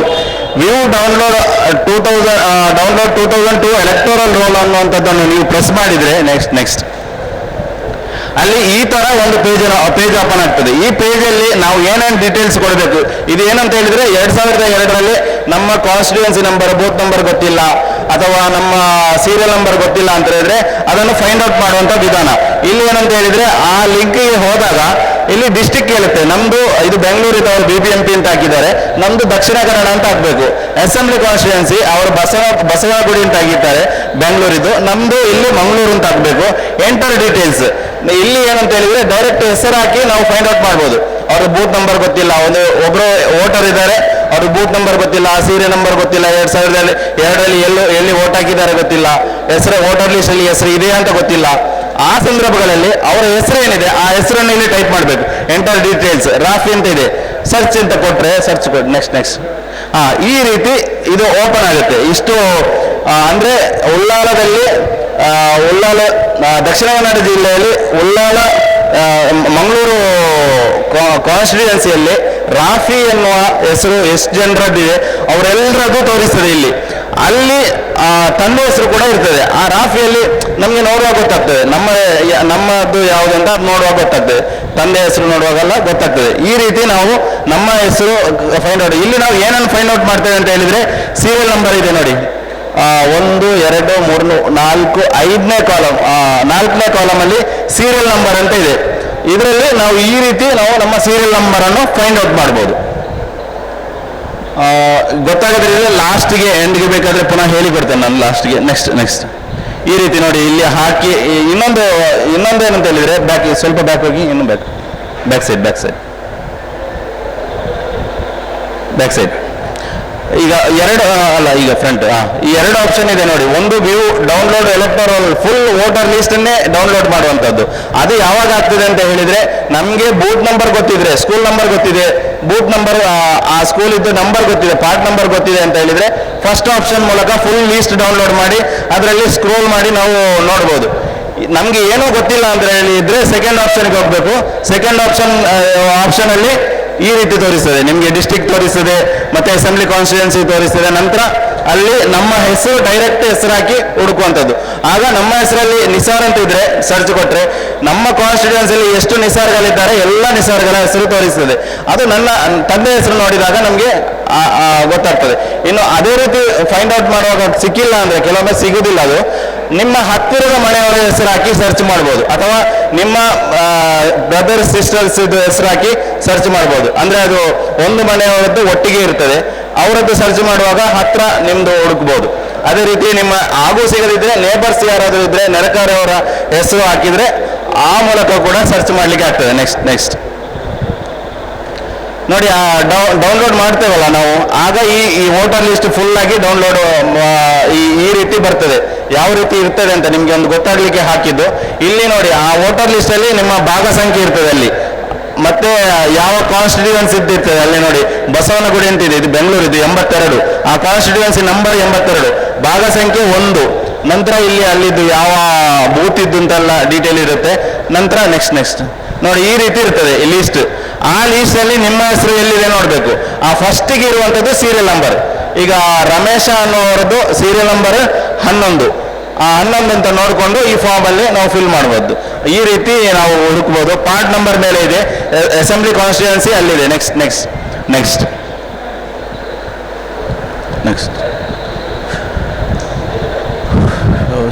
ಮತ್ತೆ ಮ್ಯಾಪಿಂಗ್ ಕೂಡ ನಾವು ಆನ್ಲೈನಲ್ಲೇ ಮಾಡ್ಬೋದು. ಅದು ಈಗ ಸ್ಟಾರ್ಟ್ ಆಗಿಲ್ಲ, ಅದು ಮ್ಯಾಪಿಂಗ್ ಪ್ರೋಸೆಸ್ ಸ್ಟಾರ್ಟ್ ಮಾಡಿದಾಗ ಆನ್ಲೈನಲ್ಲಿ ಕೂಡ ಅದು ಎನೇಬಲ್ ಆಗ್ತದೆ. ನೆಕ್ಸ್ಟ್ ಇದು ಫಿಲ್ ಮಾಡುವಂಥ ಸಾಧ್ಯತೆ ಇದೆ. ಫೋಟೋಗ್ರಾಫಿಕ್ ಸಿಮಿಲರ್ ಅಂದರೆ ಫೋಟೋ ಮ್ಯಾಚ್ ಆಗ್ತಾ ಇಲ್ಲ, 2002ಕ್ಕೂ 25ಕ್ಕೂ ಮ್ಯಾಚ್ ಆಗ್ತಾ ಇಲ್ಲ ಅನ್ನೋ ಕಾರಣಕ್ಕೆ ಡಿಲೀಟ್ ಮಾಡ್ಬೋದು. ಡೆಮೋಗ್ರಾಫಿಕ್ ಸಿಮಿಲಾರಿಟಿ ಅಂದರೆ ಕಾನ್ಸ್ಟಿಟ್ಯೂನ್ಸಿ ಚೇಂಜ್ ಆಗಿರ್ತದೆ, ಆ ಕಾರಣಕ್ಕೂ ಕೂಡ ನಿಮ್ಮ ಮ್ಯಾಚ್ ಆಗ್ತಾ ಇಲ್ಲ ಅನ್ನೋ ಕಾರಣಕ್ಕೂ ಕೂಡ ಡಿಲೀಟ್ ಆಗ್ತದೆ. ಮತ್ತೆ ಆಬ್ಸೆಂಟ್ ಶಿಫ್ಟೆಡ್, ಈಗ ಮನೆಗೆ 3 ಸತಿ ಬರ್ತಾರಲ್ಲ, ಆ 3 ಸತಿ ಬರುವಾಗ ಕೂಡ ಯಾರು ಮನೆಯಲ್ಲಿಲ್ಲ ಅಂತ ಹೇಳಿದ್ರೆ ನಿಮ್ಮ ಓಟು SIR ಲಿಸ್ಟಿಂದ ಡಿಲೀಟ್ ಮಾಡುವಂಥ ಸಾಧ್ಯತೆ ಇದೆ ಈ 4 ಕಾರಣಕ್ಕೆ. ಆದರೆ ಇದು ಫಸ್ಟ್ ಇದ್ದು ಲಾಜಿಕಲ್ ಡಿಸ್ಕ್ರಿಪೆನ್ಸಿ, ಇದು ಕೇರಳ ಮತ್ತು ತಮಿಳುನಾಡಲ್ಲಿ ಅಪ್ಲೈ ಮಾಡಿಲ್ಲ, ಈ ಒಂದು ನಿಯಮವನ್ನು ಅಲ್ಲಿ ಅಪ್ಲೈ ಮಾಡಿಲ್ಲ. ಆದರೆ ವೆಸ್ಟ್ ಬೆಂಗಾಲಲ್ಲಿ ಅಪ್ಲೈ ಮಾಡಿದ್ರು. ವೆಸ್ಟ್ ಬೆಂಗಾಲಲ್ಲಿ ಫಸ್ಟಿಗೆ 63 lakhs ವೋಟರ್ಸ್ ಡಿಲೀಟ್ ಆಗಿದ್ರು. ಆದ ನಂತರ ಏನು ಎಲೆಕ್ಷನ್ ಇತ್ತು ಅವರಿಗೆ, ಆ ಕಾರಣಕ್ಕೆ ಈ ಒಂದು ನಿಯಮವನ್ನು ತಂದು ಅಪ್ಲೈ ಮಾಡಿದ್ರು. ಇದರಲ್ಲಿ ಹೆಸರು ಕೂಡ ಮ್ಯಾಚ್ ಆಗಬೇಕು, ಒಂದು ಸ್ಪೆಲ್ಲಿಂಗು ಆಚೆ ಈಚೆ ಆಗಿರಬಾರ್ದು ಅಂತ. ಆ ಕಾರಣಕ್ಕೆ ಅಲ್ಲಿ 63 lakhs ವೋಟರ್ಸ್ ಡಿಲೀಟ್ ಆಗಿದ್ದು. ನಂತರ 93 lakhsಗೆ ಹೋಯ್ತು. ಅಷ್ಟು ಜನರದ್ದು 33 ಲಕ್ಷ ಜನರದ್ದು ವೋಟುಗಳು ಪುನಃ ಹೋಯಿತು ಈ ಕಾರಣಕ್ಕೆ. ಬಟ್ ಇಲ್ಲಿ ಕರ್ನಾಟಕದಲ್ಲಿ ಇಷ್ಟರವರೆಗೆ ಇದು ಅಪ್ಲೈ ಮಾಡ್ತಾರಾ ಇಲ್ಲೋ ಅಂತ ಹೇಳಿಲ್ಲ. ಇಲ್ಲಿದ್ದು CEO election commissioner officer Anbu Kumar ಅಂತ, ಅವ್ರ ಹತ್ರ ಹೀಗೆ ಕೇಳಿದ್ದಕ್ಕೆ ಇದು ಅಪ್ಲೈ ಮಾಡ್ತೀರಾ ಅಂತ ಕೇಳಿದ್ದಕ್ಕೆ ಹೌದು ಅಂತ ಕೂಡ ಹೇಳಿಲ್ಲ, ಇಲ್ಲ ಅಂತ ಕೂಡ ಹೇಳಿಲ್ಲ. ಈ ರೀತಿ ಇರ್ರೆಸ್ಪಾನ್ಸಿಬಲ್ ಆಗಿ ಯಾವುದು ಹೇಳದ ಕಾರಣದಿಂದ ನಮಗೆ ಇದೊಂದು ಆತಂಕ ಆಗಿರ್ತದೆ. ಒಂದು ವೇಳೆ ಕೊನೆ ಮೂಮೆಂಟಲ್ಲಿ ಇದನ್ನು ಅಪ್ಲೈ ಮಾಡಿದರೆ ತುಂಬ ಜನರ ಓಟು ಒಂದು ಕ್ಲಾರಿಕಲ್ ಮಿಸ್ಟೇಕ್ಗಾಗಿ ಓಟು ಕಳೆದುಕೊಳ್ಳುವಂಥ ಸಾಧ್ಯತೆ ಇದೆ. ಆ್ಯಕ್ಚುಲಿ ಈ ನಂಬರ್ಸ್ ಎಲ್ಲ ಈ ಮಿಸ್ ಮ್ಯಾಚ್ ಏನಿರ್ತದೆ ಇದು ನಮ್ಮ ಮಿಸ್ಟೇಕ್ ಅಲ್ಲ, ಇದು ಅವರು ಎಂಟ್ರಿ ಮಾಡುವಾಗ ಏನೋ ತಪ್ಪಾಗಿರ್ತದೆ. 2002ರಲ್ಲಿ ಕನ್ನಡದಲ್ಲಿತ್ತು, ಅದನ್ನು ಇಂಗ್ಲೀಷ್ಗೆ ಟ್ರಾನ್ಸ್ಲೇಷನ್ ಮಾಡುವಾಗ ಮಿಸ್ಟೇಕ್ ಆಗಿರ್ತದೆ. ಈ ಎಲ್ಲ ಕಾರಣಕ್ಕೆ ಇದು ನಮ್ಮದೆಲ್ಲದ ಮಿಸ್ಟೇಕಿಗೆ ನಾವು ಓಟನ್ನು ಕಳೆದುಕೊಳ್ಳುವಂತಹ ಒಂದು ಸಾಧ್ಯತೆ ಕೂಡ ಈ ಒಂದು ಪ್ರೋಸೆಸ್ಸಲ್ಲಿ ಇರ್ತದೆ. ನೆಕ್ಸ್ಟ್ ಅದೇ ಫೋಟೋ ಮಿಸ್ ಮ್ಯಾಚ್, ಒಂದೇ ಥರ ಫೋಟೋ ಮ್ಯಾಚ್ ಆಗಲ್ಲ ಅಂತ ಇರ್ತದಲ್ಲ. ನೆಕ್ಸ್ಟ್ ನಾವೇನು ಮಾಡ್ಬೋದು ಅಂತ ಹೇಳಿದರೆ, ಈಗ ನಾನು ಏನು ಹೇಳಿದೆ, ಈ ಫಾರ್ಮ್ ಇದೆಯಲ್ಲ ಎಲ್ರಿಗೂ ಕೊಟ್ಟರೆ ಅದು ಕೊಡಬೇಕಿತ್ತು. ಇದು ನೀವು ಇಲ್ಲೇ ಟ್ರೈ ಮಾಡಿದ್ರು ಒಳ್ಳೆಯದು. ನೀವು ಅದನ್ನು ಫಿಲ್ ಮಾಡಲಿಕ್ಕೆ ಟ್ರೈ ಮಾಡಿದರೆ, ಅಂದರೆ ಅಷ್ಟು ಬೆಂಗಳೂರಲ್ಲಿ ಒಂದು ಮೈ ವೋಟ್ ಮೈ ರೈಟ್ಸ್ ಅಂತ ಒಂದು ಸಂಘಟನೆ ಇದೆ. ಅವರು ಎಲ್ಲ ಲಾಯರ್ಸ್ ಟೀಮ್, ಅವರು ಫುಲ್ ಟೀಮೇ ಲಾಯರ್ಸ್. ಅವರು ಇದಕ್ಕೆ ಬೇಕಾಗಿ ಕೆಲಸ ಮಾಡ್ತಾ ಇದ್ದಾರೆ, ಹೆಲ್ಪ್ ಡೆಸ್ಕ್ ಹಾಕುವಂಥದ್ದು ಎಲ್ಲ ಕೆಲಸ ಮಾಡ್ತಾ ಇದ್ದಾರೆ. ಅವರು ಮೊನ್ನೆ ಒಂದು ಮೀಟಿಂಗಲ್ಲಿ ಹೇಳ್ತಾರೆ, ಈ ಫಾರ್ಮನ್ನು ಒಬ್ಬ ಕರೆಕ್ಟಾಗಿ ಫಿಲ್ ಮಾಡದೆ ಪ್ರತಿ ಏರಿಯಾದಿಂದ ನಾವು 2 ಜನ ತೆಗಿತೇವೆ, ಅದನ್ನು ಎಕ್ಸ್ಪ್ಲೈನ್ ಮಾಡ್ತೇವೆ. ಓಕೆ, ಸ್ವಂತ ನಾವೇ ಒಮ್ಮೆ ಫಿಲ್ ಮಾಡಿದ್ರೆ ಇದು ಗೊತ್ತಾಗೋದಿಲ್ಲ ಅಂತ, ಅಂದರೆ ಇದು ನೋಡುವಾಗ ಈಸಿ ಕಾಣಿಸ್ತದೆ ನಮ್ಮ ಹೆಸರು ಹಾಕೋದು, ಆದರೆ ನಾವು ಒಮ್ಮೆ ಎಲ್ಲಿ ತನಕ ನಾವು ಅದನ್ನು ನಾವಾಗೆ ಫಿಲ್ ಮಾಡೋದಿಲ್ಲ ಅಲ್ಲಿ ತನಕ ಅದು ಗೊತ್ತಾಗೋದಿಲ್ಲ, ಅಷ್ಟು ಕಷ್ಟ ಇದೆ. ಅಷ್ಟು ಮಾಹಿತಿಗಳನ್ನು ಅದು ಹುಡುಕಿ ಅದು ಇದು ಮಾಡಬೇಕಾಗ್ತದೆ. ಆ ರೀತಿ ಅದನ್ನು ಡಿಸೈನ್ ಮಾಡಿದ್ದಾರೆ. ಆದ್ರಿಂದ ಇದು ಅದಕ್ಕೆ ನಾನೇನು ಹೇಳೋದು ಅಂತ ಹೇಳಿದ್ರೆ, ನೀವು ಯಾರಾದರೂ ಇಲ್ಲಿ ಟ್ರೈ ಮಾಡಿದರೆ, ಅದನ್ನು ಬರೀಲಿಕ್ಕೆ ಟ್ರೈ ಮಾಡಿದರೆ, ಅಥವಾ ನಾವು ಕೆಲವರು ಯಾರು ಆಸಕ್ತಿ ಇರುವಂಥ ಯುವಕರು ಲಾಸ್ಟಿಗೆ ಕೂತ್ಕೊಂಡು ಇದನ್ನು ಫಿಲ್ ಮಾಡಲಿಕ್ಕೆ ಟ್ರೈ ಮಾಡಿದರೆ, ನೀವು ನಿಮ್ಮ ಫಾರ್ಮ್ ಒಂದು ಫಿಲ್ ಮಾಡಲಿಕ್ಕೆ ನಿಮಗೆ ಕರೆಕ್ಟಾಗಿ ಗೊತ್ತಾದರೆ, ನಿಮಗೆ ನಂತರ ನಿಮ್ಮ ಫ್ಯಾಮಿಲಿಯವರಿಗೆ ಹೆಲ್ಪ್ ಮಾಡ್ಬೋದು, ನಿಮ್ಮ ನೇಬರ್ಸ್ಗೆ ಹತ್ತಿರದವರಿಗೆ ಹೆಲ್ಪ್ ಮಾಡ್ಬೋದು. ಫಸ್ಟಿಗೆ ನಿಮ್ಮದೇ ನಿಮ್ಮದೇ ಆಗಿಲ್ಲ ಅಂದರೆ ನಮಗೆ ಬೇರೆಯವರಿಗೂ ಹೆಲ್ಪ್ ಮಾಡೋಕ್ಕಾಗಲ್ಲ. ಈಗ ನೋಡುವಾಗ ಈಸಿ ಅಂತ ಅನಿಸ್ತದೆ, ಮಾಡಿದರೆ ಒಳ್ಳೆಯದು, ಅದು ಕೊನೆಗೆ ಕೂಡ ನಾವು ಮಾಡ್ಬೋದು. ಈ ರೀತಿ ನಾವು ಒಬ್ಬರಿಗೆ ಐದು ಮಂದಿಗೆ ಹೆಲ್ಪ್ ಮಾಡ್ಬೋದು. ಅದೇ ರೀತಿ ನೆಕ್ಸ್ಟ್ ಈ ರೀತಿ ಅವರು ಬೇರೆಯವರಿಗೆ ಹೆಲ್ಪ್ ಮಾಡ್ತಾರೆ. ಅದು ಫಸ್ಟಿಗೆ ನಮಗೆ ಗೊತ್ತಾಗಬೇಕು ಹೇಗೆ ಬರಿಬೇಕು ಅಂತ. ಇದು ಮುಂಚೆ ಕೂಡ ಹೇಳಿದೆ ನಾನು, ಇದು ನಾವೇ ಬರೆಯೋದು ಯಾಕೆ ಇಂಪಾರ್ಟೆಂಟ್ ಅಂತ ಹೇಳಿದರೆ, ಅವರಿಗೆ BLOಗಳಿಗೆ ತುಂಬ ಒತ್ತಡ ಇರ್ತದೆ, ಕೆಲಸದ ಒತ್ತಡ ಇರ್ತದೆ. ಆ ಸಂದರ್ಭಗಳಲ್ಲಿ ಅವರು ಮಿಸ್ಟೇಕ್ ಮಾಡುವಂಥ ಸಾಧ್ಯತೆ ಜಾಸ್ತಿ. ಈಗಾಗಲೇ ನೋಡಿ, ಇಷ್ಟರವರೆಗೆ 1 ತಿಂಗಳ ಟೈಮ್ ಇತ್ತು. ಈ ಟೈಮಲ್ಲೇ ಅವರಿಗೆ ಇಷ್ಟು ಆರಾಮ ಇರುವಾಗ, ಇಷ್ಟು ಡೇಟ್ ಕೂಡ ಡೆಡ್ಲೈನ್ ಇಷ್ಟು ಟೈಮ್ನ ಒಳಗೆ ಮ್ಯಾಪಿಂಗ್ ಮಾಡಿ ಮುಗಿಸ್ಬೇಕು ಅನ್ನುವ ಡೆಡ್ಲೈನ್ ಇಲ್ಲದಾಗ ಅವರಿಗೆ ಇದನ್ನೆಲ್ಲ ಮಾಡಲಿಕ್ಕೆ ಎಷ್ಟೋ ಕಷ್ಟ ಆಗ್ತಾ ಇದೆ. ಇನ್ನು 1 ತಿಂಗಳ ಟೈಮು, ಆ ಡೇಟ್ ಒಳಗೆ ಅದೆಲ್ಲ ಮುಗಿಸಿ ಆಗಬೇಕು ಅನ್ನುವ ಡೆಡ್ಲೈನ್ ಇದ್ದಾಗ ಎಷ್ಟು ಕಷ್ಟಪಡ್ಬೋದು ಅವರು, ಏನೇನೋ ಮಾಡ್ಬೋದು, ಯಾರ್ಯಾರಿಗೋ ಮ್ಯಾಪಿಂಗ್ ಮಾಡುವಂಥ ಸಾಧ್ಯತೆ ಇರ್ತದೆ. ಆದ್ದರಿಂದ ಈ ಫಾರ್ಮನ್ನು ನಾವೇ ಫಿಲ್ ಮಾಡಲಿಕ್ಕೆ ಕಲಿತು ಅದನ್ನು ನಾವೇ ಫಿಲ್ ಮಾಡುವಂಥದ್ದು, ಅಥವಾ ಒಂದು ಬೂತಿಗೆ 4-5 ವಾಲಂಟಿಯರ್ಸನ್ನು ರೆಡಿ ಮಾಡಿ ಅವರ ಮೂಲಕ ಅವರಿಗೆ ಅವರಿಗೆ ಏನೇನೋ ವ್ಯವಸ್ಥೆ ಮಾಡಿ ಅವರನ್ನು ಅದಕ್ಕೆ ಬಿಟ್ಟರೆ ಯಾರ ಓಟು ಕೂಡ ಮಿಸ್ ಆಗದ ಹಾಗೆ ಇದು ಮಾಡಲಿಕ್ಕೆ ಸಾಧ್ಯತೆ ಇದೆ. ನೆಕ್ಸ್ಟ್ ಈ ರೀತಿ ಒಬ್ಬೊಬ್ಬರಿಗೆ ನಾವು ಹೆಲ್ಪ್ ಮಾಡಿ ಇದೊಂದು ಚೈನ್ ರೀತಿಯಲ್ಲಿ ನಾವು ಕೆಲಸ ಮಾಡಿದರೆ ಈ ಒಂದು 10 ದಿವಸ ಒಳಗಡೆ ತುಂಬ ಜನರಿಗೆ ತಪ್ಪಿಲ್ಲದೆ ಫಾರ್ಮ್ ಫಿಲ್ ಮಾಡಲಿಕ್ಕೆ ಹೇಳಿಕೊಡ್ಲಿಕ್ಕೆ ಸಾಧ್ಯತೆ ಇದೆ ಅನ್ನುವಂಥದ್ದು. ನೆಕ್ಸ್ಟ್ ಅದೇ ಈ ರೀತಿ ನಾವು ಒಂದು ಟೀಮ್ ಮಾಡಿ ಕೂಡ ಕೆಲಸ ಮಾಡ್ಬೋದು, ಒಂದು 8-10 ಜನರದ್ದು. ನೆಕ್ಸ್ಟ್ ಆನ್ಲೈನ್ನಲ್ಲಿ ಕೂಡ ಈ ಫಾರ್ಮ್ ಫಿಲ್ ಮಾಡಿ ಕೊಡ್ಬೋದು, ಅದು ಇದಿದೆ. ಮತ್ತೆ ಎನ್ಯುಮರೇಷನ್ ಫಾರ್ಮ್ ಅಂದರೆ BLO visit your own. Next ಆಯ್ತಾ? ಓಕೆ, ಇವಿಷ್ಟು ವಿಚಾರಗಳು. ಇನ್ನೂ ಕೂಡ ಇದೆ, ಇನ್ನೊಂದು PPT ಇದೆ, ಅದರಲ್ಲಿ ನಾವು ಏನು ಟ್ರೈನಿಂಗ್ ಕೊಡ್ತೇವೆ ಅಂತ ಹೇಳಿದ್ರೆ, ಈಗಾಗಲೇ ನಮ್ಮ ಸಂಘಟನೆ ವತಿಯಿಂದ ಸುಮಾರು ಎಲ್ಲ ರಾಜ್ಯದ 180 ವರ್ಕ್ಶಾಪ್ಗಳನ್ನು ಮಾಡಿದೆ. ಒಂದೊಂದು ವರ್ಕ್ಶಾಪ್ನಲ್ಲಿ 500ರಷ್ಟು ಜನ ಸೇರ್ತಾ ಇರ್ತಾರೆ. ಅದು ಎಲ್ಲ ಒಂದು ಪಕ್ಷದ ಕಾರ್ಯಕರ್ತರಿಗೆ ಕೊಟ್ಟಂತ ತರಬೇತಿಯಾಗಿರ್ತದೆ. ಅದೇ ರೀತಿ BLOಗಳ ರೀತಿಯಲ್ಲೇ ಎಲ್ಲ ಪಕ್ಷಕ್ಕೂ ಒಬ್ಬೊಬ್ಬ BLAಗಳಿರ್ತಾರೆ, ಬೂತ್ ಲೆವೆಲ್. ಅದೇ ಫಾರ್ಮ್ ಫಿಲ್ಅಪ್ ಮಾಡಲಿಕ್ಕೆ ಕನ್ನಡದಲ್ಲೇ ಫಿಲ್ಅಪ್ ಮಾಡಬೇಕು ಕಡ್ಡಾಯವಾಗಿ, ಇಂಗ್ಲೀಷಲ್ಲಿ ಮಾಡಬಾರ್ದು ಅಂತಿದೆ, ಅದು ನಿಯಮ ಇದೆ. BLAಗಳು ಅಂತ ಇರ್ತಾರೆ, ಆ BLAಗಳಿಗೆ ಈ ಟ್ರೈನಿಂಗ್ ಕೊಟ್ಟಿರ್ತಾರೆ. ಅಂದರೆ ಕಾಂಗ್ರೆಸ್ ಪಕ್ಷದ ಯಾವುದೇ ಪಕ್ಷಕ್ಕೂ ಅವರವ್ರದ್ದು BLAಗಳನ್ನು ಇದು ಮಾಡ್ಬೋದು, ಟ್ರೈನ್ ಮಾಡ್ಬೋದು. ಅವರಿಗೆ ಟ್ರೈನ್ ಮಾಡಿ ಅವರಿಗೆ ಈ BLOಗಳ ಜೊತೆಗೆ ಟೀಚರ್ಗಳ ಜೊತೆಗೆ ಹೋಗಿ ಅದನ್ನು ಫಾರ್ಮನ್ನು ಫಿಲ್ ಮಾಡಲಿಕ್ಕೆ ಹೆಲ್ಪ್ ಮಾಡ್ಬೋದು. ಡೈಲಿ ಒಂದು 50 ಫಾರ್ಮನ್ನು BLAಗಳು ಫಿಲ್ ಮಾಡಿ ಟೀಚರ್ಗೆ ತಗೊಂಡೋಗಿ ಕೊಡ್ಬೋದು. ಈ ರೀತಿ ಒಂದು ದಿವಸಕ್ಕೆ 50 ಫಾರ್ಮ್ ಫಿಲ್ ಮಾಡಿದರೆ ಒಂದು ಬೂತಲ್ಲಿ, ನೀವು ಒಂದು 20 ದಿವಸದಲ್ಲಿ 1225 ದಿವಸದ ಒಳಗಡೆ 1200 ಜನರನ್ನು ಕೂಡ ಕವರ್ ಮಾಡಲಿಕ್ಕೆ ಸಾಧ್ಯ ಇದೆ. ಸೊ ಈ ರೀತಿ ಕೆಲಸ ಮಾಡಿ ಯಾವುದು ಮಿಸ್ ಆಗದಂತೆ ನಾವು ಕೆಲಸ ಮಾಡಲಿಕ್ಕೆ ಸಾಧ್ಯತೆ ಇದೆ. ಏನೇ ಡೌಟ್ಸ್ ಇದರ ಬಗ್ಗೆ ಏನೇ ಡೌಟ್ಸ್ ಇದ್ರೂ ಕೇಳ್ಬೋದು. ಹೋಗುದಿಲ್ಲ ಅದು? ಓಕೆ. ನಮ್ಮ ಊರಿನ ಹೆಚ್ಚಿನ ಜನರು ರಾಜ್ಯದ ಹೊರಗೆ ಇದ್ದಾರೆ, ದೇಶದ ಹೊರಗೆ ಕೂಡ ಇದ್ದಾರೆ.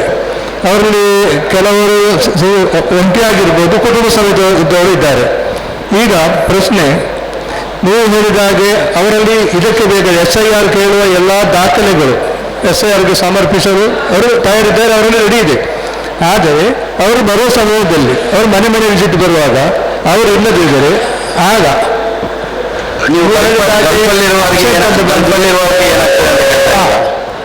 ಗಲ್ಫಲ್ಲಿರುವವರಿಗೆ ಇಲ್ಲಿ ನೋಡಿ, ಒಂದು ನಾವು ಗಮನಿಸಬೇಕಾದ ಅಂಶ, 2025ರಲ್ಲಿ ನಮ್ಮ ಹೆಸರು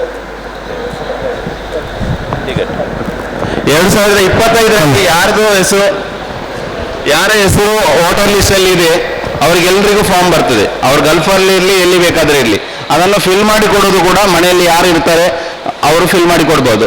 ತಂದೆ ಇದ್ದರೆ ತಂದೆ ಅಂತ ಬರೆದು ಸೈನ್ ಹಾಕಿ ಕೊಡ್ಬೋದು.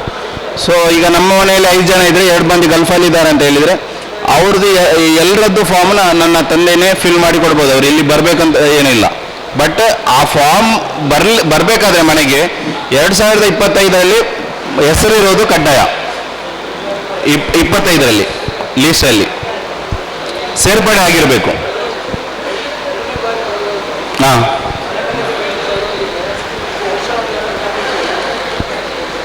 ಇಲ್ಲ ಗೊತ್ತಾಗಿಲ್ಲ.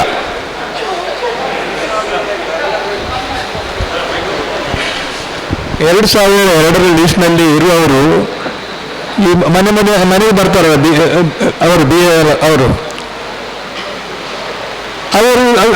ಅವ್ರಿಗೆ ಇದನ್ನು ಅನ್ವಯಿಸೋದಿಲ್ವಾ? ಬರ್ತಾಯ್ತಾ? ಆಗಲಿಲ್ಲ. ಓಕೆ.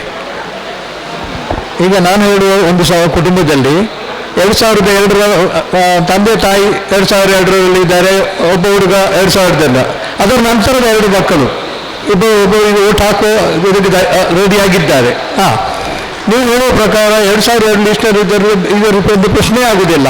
ಆ ನಂತರದವರಿಗೆ ನೀವು ಹೇಳಿದಾಗ ಅಬ್ಸೆಂಟ್ ಅಂತ ಬಂದರೆ ಅವರಿಗೆ ನೆಕ್ಸ್ಟ್ ಅವರ ಇದು ಹೋಗುದಿಲ್ವಾ ವಾಟರ್ ಸೊಲ್ಯೂಷನ್?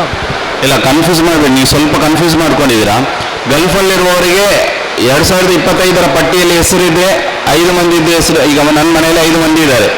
ನನ್ನ 5 ಜನರ ಹೆಸರು ಕೂಡ ವೋಟರ್ ಲಿಸ್ಟಲ್ಲಿ ಇದೆ. 2025ರ ವೋಟರ್ ಲಿಸ್ಟಲ್ಲಿ 5 ಜನರ ಹೆಸರು ಕೂಡ ಇದೆ. 5 ಜನರಿಗೂ ಫಾರ್ಮ್ ತಂದು ಕೊಡ್ತಾರೆ, 10 ಫಾರ್ಮ್ ತಂದು ಕೊಡ್ತಾರೆ, ಒಬ್ಬೊಬ್ಬರಿಗೆ 2 ಫಾರ್ಮ್. ಒಂದು ವೇಳೆ ನನ್ನ 5 ಮಂದಿಯಲ್ಲಿ ನಮ್ಮ ಮನೆಯಲ್ಲಿ ಒಬ್ಬನ ಹೆಸರು 2025ರ ಪಟ್ಟಿಯಲ್ಲಿ ಇಲ್ಲ ಅಂದರೆ ಸೇರ್ಪಡೆ ಮಾಡಿಲ್ಲ ಅಂತ ಹೇಳಿದರೆ ಅವನಿಗೆ ಫಾರ್ಮ್ ಕೊಡೋದಿಲ್ಲ. ಫಾರ್ಮ್ ಕೊಡದಿದ್ದರೆ ಅವರದ್ದು ವೋಟ್ ಡಿಲೀಟ್ ಆಗ್ತದೆ. ಹಾಂ, ಅಲ್ಲ ದಾಖಲೆ ಅದೇ ಹೇಳ್ತೇನೆ, ಗೊತ್ತಾಯ್ತು, ಈಗ ಗೊತ್ತಾಯ್ತು. ದಾಖಲೆ ಅನ್ನುವಂಥದ್ದು ಯಾರು ಕೂಡ ಮನೆಗೆ ಈಗ SIR ಆ್ಯಕ್ಚುಲಿ ಸ್ಟಾರ್ಟ್ ಆಗೋದು ಈಗ ಏನು ಮನೆಗೆ ಬರ್ತಾರೆ ಅದು ಸ್ಟಾರ್ಟ್ ಆಗೋದು. ಈಗ ಇಷ್ಟರವರೆಗೆ ಮಾಡಿದ್ದು ಎಲ್ಲ ಪ್ರಿಪ್ರೇಷನ್, ಮ್ಯಾಪಿಂಗ್ ಎಲ್ಲ ನೀವು ಇಲ್ಲಿ ಬರೆದು ಕೊಡ್ತೀರಲ್ಲ ಹೆಸರು ಎಲ್ಲ, ಇದು ಆ್ಯಕ್ಚುಯಲ್ ಒರಿಜಿನಲ್ ಮ್ಯಾಪಿಂಗ್. ಇಲ್ಲಿ ನೀವು ಬರೆದು ಕೊಡುವಾಗ ಯಾವುದೇ ದಾಖಲೆ ಕೊಡಲಿಕ್ಕಿಲ್ಲ. ಅವ್ರ ಮನೆಗೆ ಬಂದು ಹೋಗ್ತಾರೆ, ಯಾವುದೇ ದಾಖಲೆ ಕೊಡಲಿಕ್ಕಿಲ್ಲ. ಆಗಸ್ಟ್ 5ನೇ ತಾರೀಕಿಗೆ ಏನು ಆ ಲಿಸ್ಟ್ ರೆಡಿ ಮಾಡಿ ಹಾಕ್ತಾರಲ್ಲ, ಆಗ ಏನಾದರೂ ಮಿಸ್ಮ್ಯಾಚ್ ಇದ್ದರೆ ನೀವು ಬರೆದದ್ರಲ್ಲಿ ಲಿಂಕ್ ಆಗಿಲ್ಲ, 2000 ಹೆಸರಿಲ್ಲ, ಏನಾದರೂ ಅಂಥ ಮಿಸ್ಟೇಕ್ಗಳಿದ್ದಾಗ ಅವರು ಮೆಸೇಜ್ ಕಳಿಸ್ತಾರೆ ಅಥವಾ ನೋಟಿಸ್ ಕಳಿಸ್ತಾರೆ. ಆಗ ನಾವು ಹೋಗಿ ಡಾಕ್ಯುಮೆಂಟ್ ಕೊಡಬೇಕು. ಆ ಡಾಕ್ಯುಮೆಂಟ್ ಯಾವುದಂತ ಹೇಳಿದ್ರೆ 11ರಲ್ಲಿ ಯಾವುದಾದ್ರೂ ಒಂದು ಡಾಕ್ಯುಮೆಂಟ್ ಕೊಟ್ಟರೆ ಸಾಕಾಗ್ತದೆ. ಸರ್, 2025ರ ಮತದಾರ ಪಟ್ಟಿಗೆ 2002ರ ಕ್ರಮ ಸಂಖ್ಯೆ ಭಾಗ ಸಂಖ್ಯೆ ಒಂದು ಜೋಡಣೆ ಆಗ್ತದೆ ಅಂತ ಹೇಳ್ತೀರಲ್ಲ, ಸರಿಯಲ್ಲ? ಆಗ 2002ರಲ್ಲಿ ನನ್ನ ಹೆಸರು ಇಬ್ರಾಹಿಂ ಅಂತ ಇಸ್ಕೊಳ್ಳಿ. 2025ರಲ್ಲಿ ನನ್ನ ಹೆಸರು ಇಬ್ರಾಹಿಂ ಹುಸೇನ್ ಅಂತ ಇದೆ. ನಾವು ಎನ್ಯುಮರೇಷನ್ ಫೈಲಿಗೆ ಯಾವ ಹೆಸರನ್ನು ನಮೂದಿಸಬೇಕು? 2002ರಲ್ಲಿದ್ದ ಹೆಸರ 2025ರಲ್ಲಿರುವ ಇಬ್ರಾಹಿಂ ಹುಸೇನ್ ಅಂತ ಇರುವ ಹೆಸರನ್ನು 2002ರಲ್ಲಿದ್ದಾಗೆ ಬರೀಬೇಕು. ಅದು ತಪ್ಪಾಗಿದ್ರು ಹಾಗೆ ಬರೀಬೇಕು. 2002ರಲ್ಲಿ ಹಾಗೆ ಬರೀಬೇಕು, ಯಾಕಂದ್ರೆ ಈ ಡಾಟಾ ಅವರಲ್ಲಿ ಇರ್ತದೆ ಆಲ್ರೆಡಿ ಅಲ್ವಾ? ಮತ್ತೊಂದು ವಿಷಯ, ಈಗ ಬಟ್ ಇನ್ನೊಂದು ಪ್ರಮುಖ ವಿಚಾರ, ಈಗ ತುಂಬಾ ಜನರಿಗೆ ಕನ್ಫ್ಯೂಸ್ ಇರುವಂಥದ್ದು 2002 ಮತ್ತು 25ಕ್ಕೆ ಮ್ಯಾಚ್ ಆಗ್ಬೇಕಂತ. ಈಗ ಫಾರ್ ಎಕ್ಸಾಂಪಲ್ ನಿಮ್ಮ ಹೆಸರು ಫಾರೂಕ್, ಇಲ್ಲಿ ನಿಮ್ಮ ಹೆಸರು 2002ರಲ್ಲಿ ಫಾರೂಕ್ ಅಂತಿದೆ, 2000 ಹೆಸರಲ್ಲಿ ನಿಮ್ಮ ಹೆಸರು ಸಿದ್ದಿಕ್ ಅಂತಿದ್ರೆ ಇದು ಸಂಪೂರ್ಣ ಚೇಂಜ್, ಫುಲ್ ಚೇಂಜ್. ಈ ರೀತಿ ಇದ್ರೆ ನಿಮಗೆ ನೋಟಿಸ್ ಬರ್ತದೆ. ನಿಮ್ದು ಫಾರೂಕ್ ಅಂತಿದೆ, ಇಲ್ಲಿ ಒಂದು ಫಾರೂಕ್ ಕೆ ಆಗಿದೆ ಅಥವಾ ಫಾರೂಕ್ ಪೂರ್ಣ ನಿಮ್ಮ ಊರಿನ ಹೆಸರು ಏನಾದ್ರೆ ಆಗಿದ್ರೆ ಏನಾಗುದು, ಅದೇನು ಸಮಸ್ಯೆ ಇಲ್ಲ. ಹಾಗಾದ್ರೆ ಇಬ್ರಾಹಿಂ ಮತ್ತು ಇಬ್ರಾಹಿಂ ಹುಸೇನ್ಗೆ ಏನಾದರೂ ಅಡಚಣೆ ಬರೋದಿಲ್ವಾ? ಇಲ್ಲ, ಆ ರೀತಿ ನೋಟಿಸ್ ಹೇಳ್ತೀರಿ. ಮೊದಲು ಹೆಸರು ಒಂದು ಸ್ಪೆಲ್ಲಿಂಗ್ ಆಚೀಚೆ ಆದ್ರೆ ನೋಟಿಸ್. ಅದು ಲಾಜಿಕಲ್ ಡಿಸ್ಕ್ರಿಪೆನ್ಸಿ ಅನ್ನುವ ನಿಯಮ ಅಪ್ಲೈ ಮಾಡಿದ್ರೆ, ಅದು ಈಗ ಕರ್ನಾಟಕದಲ್ಲಿ ಅಪ್ಲೈ ಮಾಡ್ತಾರಾ ಇಲ್ವಾ ಅಂತ ಹೇಳಿಲ್ಲ ಇನ್ನು ತನಕ. ಮತ್ತೊಂದು ವಿಷಯ, ಈಗ ಮ್ಯಾಪಿಂಗ್ ಆಗಿದ್ದು ಆಟಕ್ಕುಂಟು ಲೆಕ್ಕಕ್ಕಿಲ್ಲ. ಮೈನ್ ಇದು ಎನ್ಯುಮರೇಷನ್ ಫಾರ್ಮ್ ನಾವು ಮೈನ್ ಫಿಲ್ ಮಾಡುವ ಅದರಲ್ಲಿ ಇರೋದು. ಹೌದು. ಈಗ ನಾನು 2000 ಮೊನ್ನೆ ಮ್ಯಾಪಿಂಗ್ ಮಾಡುವಾಗ ನಾನು ನನ್ನ ತಂದೆಯ ಹೆಸರು ಬರೆದದ್ದ ತಾಯಿಯ ಹೆಸರು ಬರೆದ ನನಗೆ ಗೊತ್ತಿಲ್ಲ. ನಾನು ಮ್ಯಾಪಿಂಗ್ ಮಾಡುವಾಗ ಯಾರ್ದು ಒಬ್ಬರದ್ದು ಹೆಸರು ಬರೆದು ಆಗ್ಬೋದಾ? ಯಾರ್ದು ಬೇಕಾದ್ರು ನಿಮ್ಗೆ ಇಷ್ಟ ಇದ್ದದ್ದು ಬರಿಬೋದು. ಅದರಲ್ಲಿ ಸಾಧ್ಯ ಆದಷ್ಟು ಯಾರ್ದು ರೆಕಾರ್ಡ್ ಕರೆಕ್ಟ್ ಇದೆ, ಈಗ ತಂದೆದ್ದು ವರ್ಸ್ಟ್ ಕೇಸಲ್ಲಿ ಏನಾದ್ರು ಮಿಸ್ ಮ್ಯಾಚಿಗೆ ನೋಟಿಸ್ ಬಂದ್ರೆ ನಿಮ್ಗೆ ಯಾರ ಹೆಸರು ಬರ್ದಿದ್ದೀರಾ ಅವ್ರದೇ ಡಾಕ್ಯುಮೆಂಟ್ ಬೇಕು ಅಂತ ಕೇಳುವ ಸಾಧ್ಯತೆ ಇದೆ. ಇದು ಯಾವ ನಿಯಮನು ಕರೆಕ್ಟ್ ಆಗಿ ಮೊನ್ನೆ ನಮಗೆ ಯಾವುದು ಕರೆಕ್ಟ್ ಆಗಿ ಹೇಳಿಲ್ಲ. ಮೊನ್ನೆ ಕಾರ್ಯಾಗಾರ ಶಿಬಿರದಲ್ಲಿ ಎಲೆಕ್ಷನ್ ಕಮಿಷನ್ ಆಫ್ ಇಂಡಿಯಾ ಒಂದು ವಿಷಯನೇ ಅಲ್ಲ. ನೀವು ಎನಿಮರೇಷನ್ ಫಾರ್ಮ್ ಅಲ್ಲಿ ತುಂಬುವ ನಿಮ್ಮ 2002ರಲ್ಲಿ ಯಾರ ಹೆಸರು ನೀವು ತುಂಬಿದ್ದೀರಿ ಅದೇ ಫೈನಲ್ ಅಂತ ಹೇಳಿದ್ದಾರೆ. ಮೊನ್ನೆ ಕೊಣಾಜೆಯಲ್ಲಿ ಇತ್ತಲ್ಲ ಯೂನಿವರ್ಸಿಟಿಯಲ್ಲಿ. ಅದೇ ನಾನು ಹೇಳ್ತಾ ಇರೋದು ಏನು ಇಷ್ಟರವರೆಗೆ ಏನು ನಡೀತು ಇದು ಮ್ಯಾಪಿಂಗ್ ಅವ್ರದ್ದು ಪ್ರಿಪರೇಷನ್, ಅವರಿಗೆ ಈ ಹೆಸರುಗಳೆಲ್ಲ ಹುಡುಕಿಡ್ಲಿಕ್ಕೆ ಈಸಿ ಆಯ್ತು ಅಷ್ಟೇ. ನೀವು ಬರೆದು ಕೊಡುವಂಥದ್ದು ಒರಿಜಿನಲ್ ಮ್ಯಾಪಿಂಗ್. ನೀವೇನು ಬರೆದು ಕೊಡ್ತೀರಾ ಅದಕ್ಕೆ ನೀವೇ ಹೊಣೆ, ನೀವು ಸೈನ್ ಹಾಕಿ ಕೊಡ್ತೀರಾ ಅಲ್ಲಿ ಕೆಳಗಡೆ. ಇದು ಒರಿಜಿನಲ್ ಮ್ಯಾಪಿಂಗ್. ನೀವೇನು ಬರೆದು ಕೊಡ್ತೀರಾ ಅದೇ ಅವರು ಏನಾದರೂ ಅದು ಮಿಸ್ಮ್ಯಾಚ್ ಇದೆ ಅಲ್ಲಿ ಸರಿ ಮಾಡಿ ಅದನ್ನು ಅಪ್ಲೋಡ್ ಮಾಡ್ತಾರೆ.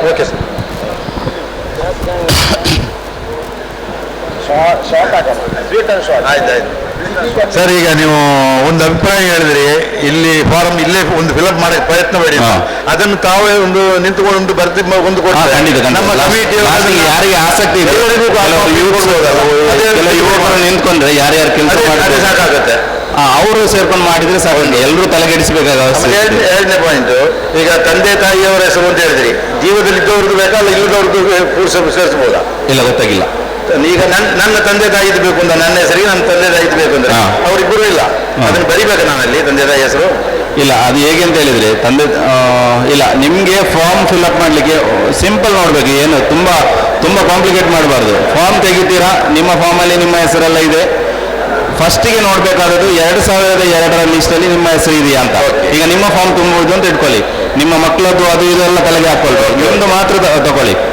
ನಿಮ್ಮ ಫಾರ್ಮ್ ಫಿಲ್ ಮಾಡುವಾಗ ನಿಮ್ಮ ಹೆಸರು 2002ರಲ್ಲಿ ಇದೆಯಾ ಅಂತ ನೋಡಬೇಕು. ಇದ್ರೆ ಲೆಫ್ಟ್ ಅಲ್ಲಿ ಬರಿಬೇಕು, ಫಿಲ್ ಮಾಡಬೇಕು.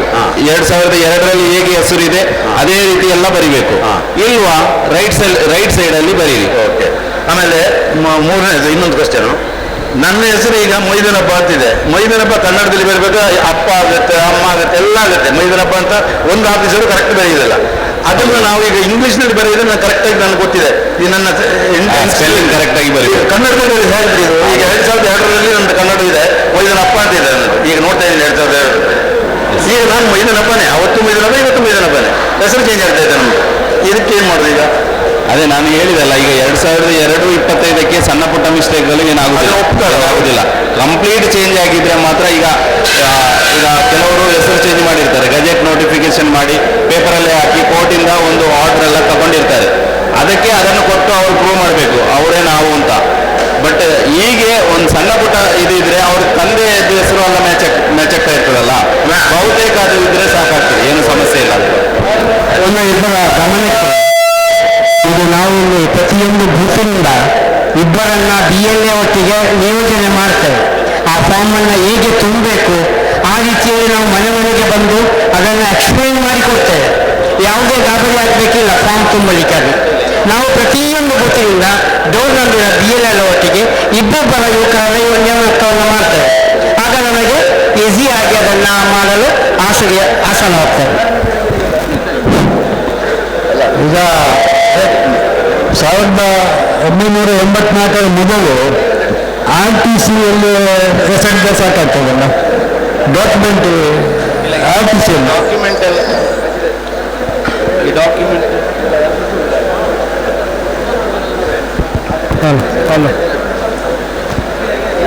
ಈ ಡಾಕ್ಯುಮೆಂಟ್ ಅನ್ನ ಬೇಕಾಗೋದು ಯಾವಾಗ ಅಂತ ಹೇಳಿದ್ರೆ, ಈಗ 1 ತಿಂಗಳು ಮನೆಗೆ ಬರ್ತಾರೆ, ಯಾವ ಡಾಕ್ಯುಮೆಂಟ್ ಕೊಡ್ಬೇಕು ಇರಲಿಲ್ಲ, ಯಾರು ಡಾಕ್ಯುಮೆಂಟ್ ಕೊಡ್ಬೇಕಾಗಿಲ್ಲ, ಅದನ್ನ ತಲೆ ಕೆಡಿಸೋದೇ ಬೇಡ. ನೀವು ಮ್ಯಾಪಿಂಗ್ ಮಾಡುವಾಗ ಆ ಹೆಸರು ಬರೆಯುವಾಗ ಅಲ್ಲೇನಾದ್ರೂ ಮಿಸ್ಟೇಕ್ ಆಗಿದ್ರೆ ಅಥವಾ 2002ರಲ್ಲಿ ಹೆಸರಿಲ್ಲ ಈ ರೀತಿಯ ಏನಾದರೂ ಮಿಸ್ಟೇಕ್ ಇದ್ರೆ ಆ ಬಿಟ್ಟು ಹೋದವರಿಗೆ ಮೆಸೇಜ್ ಕಳಿಸ್ತಾರೆ ಅಥವಾ ನೋಟಿಸ್ ಕಳಿಸ್ತಾರೆ. ಆಗ ನಾವು ಡಾಕ್ಯುಮೆಂಟ್ ಕೊಡಬೇಕು. ನೀವು ಯಾವ ಡಾಕ್ಯುಮೆಂಟ್ ಕೊಡ್ಬೋದು ಅಂತ ಹೇಳಿದ್ರೆ, ನಿಮಗೆ ಸಾಮಾನ್ಯವಾಗಿ ಕೆಲವು ಇರುವ ಡಾಕ್ಯುಮೆಂಟ್ ಪಾಸ್ಪೋರ್ಟ್ ಕೆಲವರಲ್ಲಿ ಇರ್ತದೆ ಅಲ್ಲ, ಇದು ಫಸ್ಟಿಗೆ ನೋಡ್ಕೊಳ್ಳಿ. ಇದು ಈಸಿಯಾಗಿ ಇರುವಂಥದ್ದು passport, birth certificate, school certificate. ಇದು ಯಾವುದೂ ಇಲ್ಲ ಅಂತ ಹೇಳಿದ್ರೆ ವಾಸ್ತವ ಸರ್ಟಿಫಿಕೇಟ್ ನಿಮ್ಗೆ ಮಾಡಿಸ್ಕೊಳ್ಬೋದು, 1 ವಾರದಲ್ಲಿ ಸಿಗ್ತದೆ. ತಹಸೀಲ್ದಾರಿಂದ ಸಿಗ್ನೇಚರ್ ಇರುವ ಪರ್ಮನೆಂಟ್ ರೆಸಿಡೆನ್ಸ್ ಸರ್ಟಿಫಿಕೇಟ್ ಸಿಗ್ತದೆ. ಅಥವಾ ನೀವು 2B ಕಾಸ್ಟ್ ಸರ್ಟಿಫಿಕೇಟ್ ಕೂಡ ಮಾಡಿಸ್ಕೊಳ್ಬೋದು. ಅದೂ ಇಲ್ಲ ಅಂತ ಹೇಳಿದ್ರೆ ನಿಮಗೆ ಫಾರ್ ಎಕ್ಸಾಂಪಲ್ ನಿಮ್ಮ ಹತ್ರ ಏನೋ ಪುಣ್ಯಕ್ಕೆ 1987ಕ್ಕಿಂತ ಮುಂಚೆ ಬ್ಯಾಂಕ್ ಡೀಟೇಲ್ಸ್, ಪೋಸ್ಟ್ ಆಫೀಸ್ ವಿವರ ಅದೇನಾದರೂ ಇದ್ದರೆ ಅದು ನಡೀತದೆ. ಅಸ್ಲಾಂ ವಲೈಕುಂ. ಮತ್ತು SIR ಅಲ್ಲಿ ಮಾಹಿತಿ ಕೊಟ್ಟರು ನಮ್ಮ ನಾಸಿರ್ ಸರ್. ಇವಾಗ ಇಲ್ಲಿ ಬಂದವರ ಗಮನಕ್ಕೆ ನೀವು ಯಾರು ಅವಸರ ಪಡುವ ಅವಶ್ಯಕತೆ ಇಲ್ಲ. ನಾಳೆ 1 ತಾರೀಕಿಂದ BLO ಅವರು ನಮ್ಮ BLO ಅವರು ಮನೆಗೆ ಅಪ್ಲಿಕೇಶನ್ ಅಂತ ತಗೊಂಡು ಬಂದು ಕೊಡ್ತಾರೆ. 1% ಒಂದು ವೋಟರಿಗೆ 2 ಅಪ್ಲಿಕೇಶನ್ ಆಗಿ ಅವ್ರು ಕೊಡೋದು. ಅದರಲ್ಲಿ ನನ್ನ ಹೆಸರು, ಇವಾಗ ನನ್ನ ಅಪ್ಲಿಕೇಶನ್ ಆದರೆ ನನ್ನ ಹೆಸರು, ನನ್ನ ವೋಟರ್ ಲಿಸ್ಟಲ್ಲಿ ಯಾವ ರೀತಿ ಇದೆ ಆ ರೀತಿ 2 ಕಾಪಿ ಕೊಡ್ತಾರೆ. ಅದರಲ್ಲಿ ಯಾರು ಬರ್ದು ಅರ್ಜೆಂಟ್ ಮಾಡಿ ಅಪ್ಲಿಕೇಶನ್ ಹಾಳು ಮಾಡಬಾರ್ದು. ನೀವು ಸಾಧ್ಯ ಆದರೆ ನಿಮ್ಮ ಮನೆಯದು 10 ಜನರದ 5 ಜನರದ ಅಪ್ಲಿಕೇಶನ್ BLO ಕೊಟ್ಟರೆ ನೆಕ್ಸ್ಟ್ 1 ವಾರ ಬಿಟ್ಟು ನಾವು ಅಪ್ಲಿಕೇಶನ್ ಫಿಲ್ ಮಾಡಿ ಕೊಡ್ತೀವಿ, ಜೆರಾಕ್ಸ್ ಮಾಡಿ ಅದರಲ್ಲಿ ನೀವು ಫಸ್ಟ್ ಬರೆದು ಕ್ಲಿಯರ್ ಮಾಡಬೇಕು, ಅದು ಕರೆಕ್ಟ್ ಇದೆ ಅಂತ ಹೇಳ್ಬೇಕು. ಮತ್ತೊಂದು BLO ಆಗಿ ಹೋಗುವವರು ಇಲ್ಲ, ಇಲ್ಲಿ ಇವಾಗ ಹೇಳಿದ್ರು 2 ವಾಲಂಟಿಯರ್ಸ್ ಕೊಡ್ತೀವಿ ನಾವು. ನಮ್ಮ ಜವಾಬ್ದಾರಿ ಏನಂದರೆ, ಇವಾಗ ನಾನು ಅಚ್ಚ ಮನೆಯವ್ರದ್ದು ಮಾಡಿಕೊಡುವಾಗ ಅಪ್ಲಿಕೇಶನ್ಸ್ ಎಲ್ಲ ನಾನು ಬರೆದು ಫಿಲ್ ಮಾಡಿ ಕೊಡ್ತೀನಿ, ಬಟ್ ಆ ಮನೆಯವರಿಗೆ ಅದನ್ನು ಕೊಟ್ಟು ಓದಿಸ್ಬೇಕು. ಈ ಸ್ಪೆಲ್ಲಿಂಗ್ ಕರೆಕ್ಟ್ ಇದೆಯಾ, ನೀವು ಕೊಟ್ಟು ಡಾಕ್ಯುಮೆಂಟ್ಗಳು ನಾನು ಬರ್ದೋದು. ನಾಳೆ ಹೆಚ್ಚು ಕಮ್ಮಿ ಆದರೆ ಅವರ ಓಟ್ ಪವರ್ ಹೋಗ್ತದೆ, ವೋಟರ್ ಲಿಸ್ಟಿಂದ ಹೆಸರು ಡಿಲೀಟ್ ಆಗಿ ಹೋಗೋ ಚಾನ್ಸಸ್ ಬರ್ತದೆ. ಆವಾಗ ಅವರು ಹಾಕೋದು ಅವರಿಗೆ ಈ ವಾಲಂಟಿಯರ್ ಆಗಿ ಹೋಗೋ ಅನ್ನೋ ತಲೆಗೆ ಹಾಕ್ತಾರೆ. ಇವಾಗ ಬರೆದು ಕೊಟ್ಟ ಕಾರಣ ನನ್ನ ಓಟ್ ಹಾಳಾಯಿತು, ಅದಕ್ಕೆ ನೀವು ಯಾರು ಅರ್ಜೆಂಟ್ ಮಾಡಬೇಕು.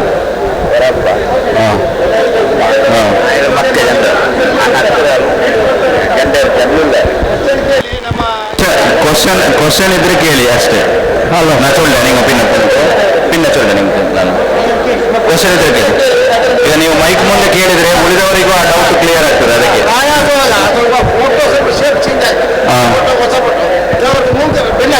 ತಮಾಷೆ ಮಾಡೋದಲ್ಲ, ಇದಂತ ಸಂದರ್ಭ ಉಂಟು.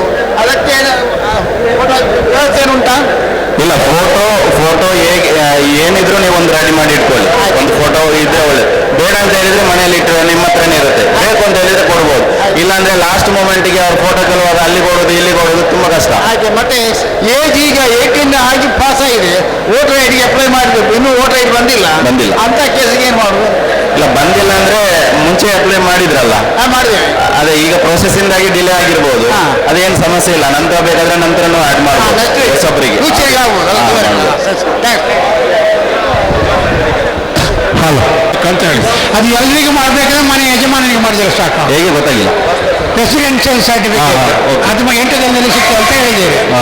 ಅದು ಒಬ್ಬರಿಗೆ ಮಾಡಬೇಕಾ ಅಲ್ಲ ಎಲ್ರಿಗೂ ಮಾಡಬೇಕಾ? ಇಲ್ಲ, ಅದು ಡಾಕ್ಯುಮೆಂಟ್ ನೀವು ಯಾರಿಗೂ ಮಾಡಬೇಡಿ. ಯಾಕಂತ ಹೇಳಿದ್ರೆ ಆಗಸ್ಟ್ 5ಕ್ಕೆ ಒಂದು ಲೀಸ್ಟ್ ರೆಡಿ ಆಗ್ತದಲ್ಲ, ಆಗ ಯಾರಿಗಾದರೂ ನೋಟಿಸ್ ಬಂದರೆ ಮಾತ್ರ, ಯಾರ ಹೆಸರಿಲ್ಲ, ಅವ್ರದ್ದು ಏನಾದರೂ ಮಿಸ್ಟೇಕ್ ಆಗಿದೆ ಅಂಥವರಿಗೆ ಮಾತ್ರ ಡಾಕ್ಯುಮೆಂಟ್ ತೋರಿಸ್ಲಿಕ್ಕೆ ಇರ್ತದೆ. ನಾವು ನೋಡ್ಕೊಂಡು ಇಟ್ಕೊಳ್ಳೋದು ಒಳ್ಳೆಯದು. 2025 ವೋಟರ್ ಲಿಸ್ಟಿಗೂ ನಿಮ್ಮ ಪಾಸ್ಪೋರ್ಟಲ್ಲಿ ಹೆಸರು ಮ್ಯಾಚ್ ಆಗ್ತದೆ ಅಂತ ನೋಡ್ಕೊಳ್ಳಿ. ಮ್ಯಾಚ್ ಆಗೋದಾದ್ರೆ ಅದೇ ಸಾಕು, ನಿಮಗೆ ಬೇರೆ ಡಾಕ್ಯುಮೆಂಟ್ ಬೇಕಾಗಿಲ್ಲ. ಇಲ್ಲಾಂದರೆ ಸ್ಕೂಲ್ ಸರ್ಟಿಫಿಕೇಟ್ಗೆ ಮ್ಯಾಚ್ ಆಗ್ತದ ನೋಡಿ, ಅಲ್ಲಿ ಮ್ಯಾಚ್ ಆಗೋದಾದ್ರೆ ಅದು ಸಾಕು. ಅದು ಮ್ಯಾಚ್ ಆಗಿಲ್ಲ, ಬರ್ತ್ ಸರ್ಟಿಫಿಕೇಟ್ ಇಲ್ಲ, ಇದು ಯಾವುದೂ ಇಲ್ಲ ಅಂದರೆ ಒಂದು ವಾಸ್ತವ ಸರ್ಟಿಫಿಕೇಟ್ ಮಾಡ್ಕೊಂಡು ಇಟ್ಕೊಳ್ಳಿ. ಅದನ್ನು ತೋರಿಸ್ತೀನಿ. ನಾನು ಅದೇ ಕೇಳೋದು, ವಾಸ್ತವ ಸರ್ಟಿಫಿಕೇಟ್ ಮನೆ ಯಜಮಾನಿಗೆ ಮಾಡಿದ್ರೆ ಸಾಕ ಎಲ್ರಿಗೂ ಮಾಡಬೇಕು? ಎಲ್ರಿಗೂ ಮಾಡಬೇಕು. ಅದು ಕೇಳೋದು. ಎಲ್ರಿಗೂ ಮಾಡಬೇಕು. ಅಗತ್ಯ ಇದ್ರೆ ಎಲ್ರಿಗೂ ಮಾಡಬೇಕು. ಯಾರಿಗೆ ಸರ್, ಮಂಗಳೂರು ಕ್ಷೇತ್ರ ಕೇರಳ ಮತ್ತು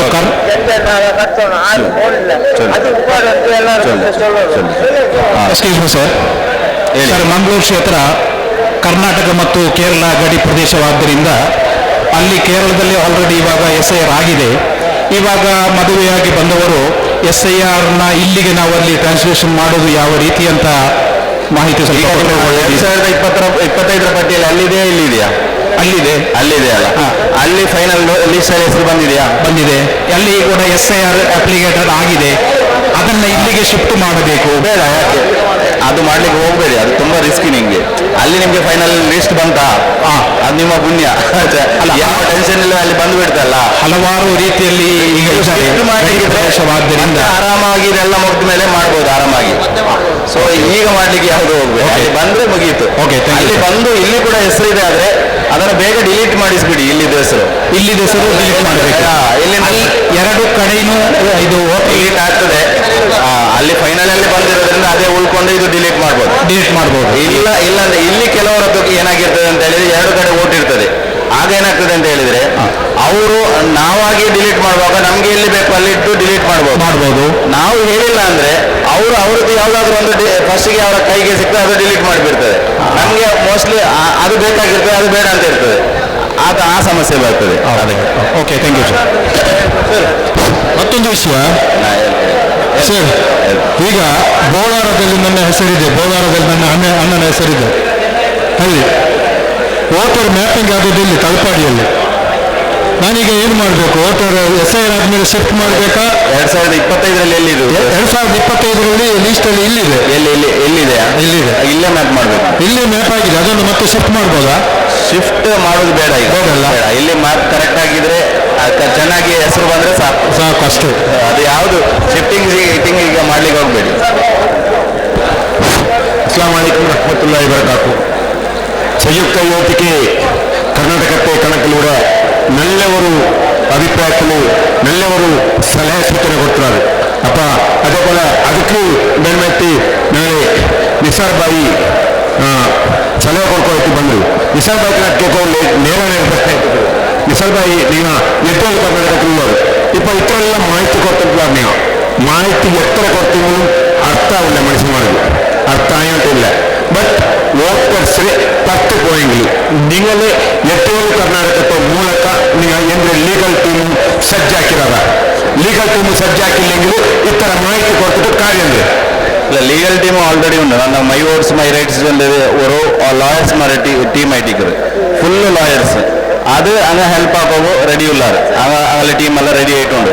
അതല്ലാണ്ട് ഇത് ಖಾಲಿ ഒരു സംഘടനയുടെ ജവാಬ್ದಾರಿಯಲ್ಲ. ಎದ್ದೇಳು ಕರ್ನಾಟಕದ ಮಾತ್ರ അല്ലെങ്കിൽ ಇನ್ನೊಂದು ಸಂಘಟನೆയുടെ ಮಾತ್ರ ಜವಾಬ್ದಾರಿ. ಇದು ಎಲ್ಲ ಪಲ್ಲಿ ಕಮಿಟಿಗಳ ಜವಾಬ್ದಾರಿ, ಎಲ್ಲ ಸಂಘ ಸಂಸ್ಥೆಗಳ ಜವಾಬ್ದಾರಿ, ಎಲ್ಲ ಪಕ್ಷಗಳ ಜವಾಬ್ದಾರಿ. ಈ ರೀತಿ ಈ ನೆಲಕ್ಕಾಯ್ತಿಕ್ಕರೆ ಕೇರಳത്തിൽ ವರ್ಕ್ ಆಗಿದೆ. ಆಯ್ದುಕೊಂಡಿಟ್ಟು ಈ SIR ಎಂದು ಬಂದ್ರೆ ಚೆನ್ನಂಗೆ ಕೊನೆ ಓಟು ಡಿಲೀಟ್ ಹಾಕೋ ಚೆನ್ನ ಬಂದ್ರೆ ಕೇರಳದ ಉಲ್ಟಾಯ್ತು ಎಂದೇ ಚೆನ್ನಂಗೆ അവിടെ എല്ലാവരും കറക്റ്റായിട്ട് വർക്ക് ആക്കിയാറ്, ടീം വർക്ക് ആക്കിയാറ്. എല്ലാ പള്ളിയിൽ ജമാത്തിൽ വർക്ക് ആക്കിപ്പറ്റിയാറ്, ആൾമാരെ വെച്ചിട്ട് വർക്ക് ആക്കിപ്പറ്റിയാറ്. പിന്നെ ಪಕ್ಷ, ಕಮ್ಯುನಿಸ್ಟ್ ಪಕ್ಷ, ಕಾಂಗ್ರೆಸ್ ಪಕ್ಷ, ಸಂಘಟನೆ ಎಲ್ಲ ಸೇರಿಟ್ಟು ಓಟು ಯಾರಾಯ್ತು, ಪುದಿಯ ವೋಟರ್ಸ್ಗೆಲ್ಲ ಯಾಡ್ ಹಾಕ್ಯಾರು. നല്ല ಪ್ಲಸ್ ಆಯ್ತದೆ. ನಾನು ಕೇಳ್ಕೊಂಡ ಪ್ರಶ್ನೆಗೆ ಲೀಗಲ್ ಆಸ್ಪೆಕ್ಟ್ ഞങ്ങൾക്ക് വോട്ടേഴ്സ് ഞങ്ങളെ ഉമ്മത്തുങ്ങന്മാർ വോട്ടേഴ്സ് 10 പോയെങ്കിൽ നിങ്ങൾ ലീഗൽ ടീം കൊണ്ടിട്ട് എന്ത് ആവട്ടെ ഒരു സഹായം കിട്ടുക. അത് കിട്ടുന്നുണ്ടായെങ്കിൽ എല്ലാവർക്കും ഒരു മനസ്സിലൊരു സന്തോഷമാവും. തുമ്മെങ്കിൽ ഞങ്ങൾ എത്ര ഇപ്പൊ ഞങ്ങൾ എങ്ങനെയുള്ള പിള്ളേർക്കൊട്ടെങ്കിൽ ഓരോ അക്ഷരത്തിലായെങ്കിലും അങ്ങനെ 10 ಬೇಕಿನ ಉದ್ದೇಶ ಉಂಟುಂಟಾയെങ്കിൽ ഞങ്ങളെ 10 ಬೇಕಾದ್ರೆ ಕಟ್ಟಿಟ್ಟ ಬುತ್ತಿ. ಬಟ್ നിങ്ങൾ ಹಾಕಿದ ಪೋಲ್ತಿ ಸ್ವತ್ತಲ್ಲಿ ನಮಗೆ ನಮ್ಮ ಸಂಘಟನೆ ವತಿಯಿಂದ ಇದಕ್ಕೆ ಬೇಕಾದಂತಹ ಕಾನೂನು ಟೀಮ್ಗಳು ರೆಡಿಯಾಗಿದೆ. ಅವರ ಕೆಪಾಸಿಟಿ ಅನುಗುಣವಾಗಿ ಅವರು ಎಷ್ಟು ಮಾಡ್ಲಿಕ್ಕೆ ಆಗ್ತದೆ ಮಾಡ್ತಾರೆ, ಖಂಡಿತ ಮಾಡ್ತಾರೆ. ಬೇರೆ ಪಕ್ಷದಿಂದ ಕೂಡ ಸರ್ಕಾರದಿಂದ ಮಾಡಿಸುವಂಥ ಕೆಲಸಗಳು ಕೂಡ ನಡೀತಾ ಇದೆ. ಅದರ ಜೊತೆಗೆ ಏನು ಈಗ ಹೊಸ ಸರ್ಟಿಫಿಕೇಟ್ ಅದು PDO ಅವರು ಇಶ್ಯೂ ಮಾಡಬೇಕು. PDO ಇಶ್ಯೂ ಮಾಡುವಾಗ 4 ದಿವಸದಲ್ಲಿ ಇಶ್ಯೂ ಮಾಡ್ಲಿಕ್ಕೆ ಆಗ್ತದೆ. ಯಾರಿಗೆ ಡಾಕ್ಯುಮೆಂಟ್ ಇಲ್ಲ ತಕ್ಷಣ ಅದು ಸಿಗುವಂತಹ ವ್ಯವಸ್ಥೆ ಕೂಡ ಈಗ ಸರ್ಕಾರದ ವತಿಯಿಂದ ಮಾಡಿಸ್ತಾ ಇದ್ದೇವೆ. അതേപോലെ നാളെ ಸಂಯುಕ್ತ ವೇದಿಕೆ ಉಳ್ಳವ ತಾಲೂಕು ಅಧ್ಯಕ್ಷರಿಗೆ ನಕ್ಕ ನೇರ ഒരു പ്രശ്നം എത്തിക്കുന്നു. നിങ്ങൾ ഇത്രല്ല ജാവുകു നിങ്ങളെ ക്ഷമ വഹിച്ചിട്ട് ಇದಕ್ಕೆ മുന്നോರು NRC ചൊല്ലി ഒരു കരാർ ബില്ലിലും നിങ്ങളെ ഒരു സേവനിತ್ತು. അതേപോലെ വർക്ക് അമെൻമെന്റ് ബില്ലിലും നിങ്ങളെ ഒരു സേവ അപാരമായത് സമുദായത്തിൽ. അതേപോലെ ഇപ്പോഴത്തെ ഇതൊരു 3 ಅಕ್ಷರ SIR ചൊല്ലെങ്കിൽ ವೋಟು ಇದ್ರೆ 6 ಅಂತು. ಅಪ್ಪ ವೋಟು ಇದ್ರೆ 6 ಚೊಲ್ಲಿ ಇದೊಂದು ಪ್ರಶ್ನೆಗೆ നിങ്ങൾ ആക്കിയപ്പെട്ടു സ്വരേന്ദ്ര. നിങ്ങൾ ജമാത്തിൽ 6 10 പോയെങ്കിൽ അങ്ങോട്ട് ಬೇನ್ಮಯಪಟ್ಟು ವ್ಯವಸ್ಥೆ ಲೀಗಲ್ ಟೀಮ್ ಮೂಲಕ ನೀವು ಹಾಕಲು ಸಾಧ್ಯ ಆಗುತ್ತೆ. ನೀವು ಆಶ್ವಾಸನೆ ನೀವು ಕೊಟ್ಟೆങ്കിൽ ನೀವು ಜಮಾತ್ರನಿಗೂ ನೀವು ಹತ್ರ ಬೆಲೆ ಆಶ್ವಾಸನೆ ಬೇರೆ ಯೋಚಿಸಿಲ್ಲ. ಚಂದത്തിൽ ಹೊರಗಡೆ ಕೊಡ್ತಿರೋ ವ್ಯವಸ್ಥೆ ಅವರು ಇಪ್ಪ ಎಲ್ಲರೇ ಹೊರಕ್ಕೆ ಬರಕಾಯ್ಕೊಂಡು ಅದಕ್ಕೆ ನಲ್ಲೊಂದು ಸಂದೇಶ നിങ്ങൾ ಅಧ್ಯಕ್ಷ ಕೊಡ್ಕೊಂಡು ಈ ಮೂಲಕ ರಿಕ್ವೆಸ್ಟ್ ಆಗ್ತದೆ. ഞങ്ങൾ ജമാഅത്തിനോ ഞങ്ങളെനിക്ക് തങ്ങ ഹെൽപ്പ് ആക്കണം ಅಂತ ಜೊತೆ ಎಲ್ಲರೂ ರಿಕ್ವೆಸ್ಟ್ ಆಗಿರು. ಎಲ್ಲ ಯೂತ್ಸ್ಮಾರ್ ಸೇರಿಟ್ಟು അസ്സലാമു അലൈക്കും.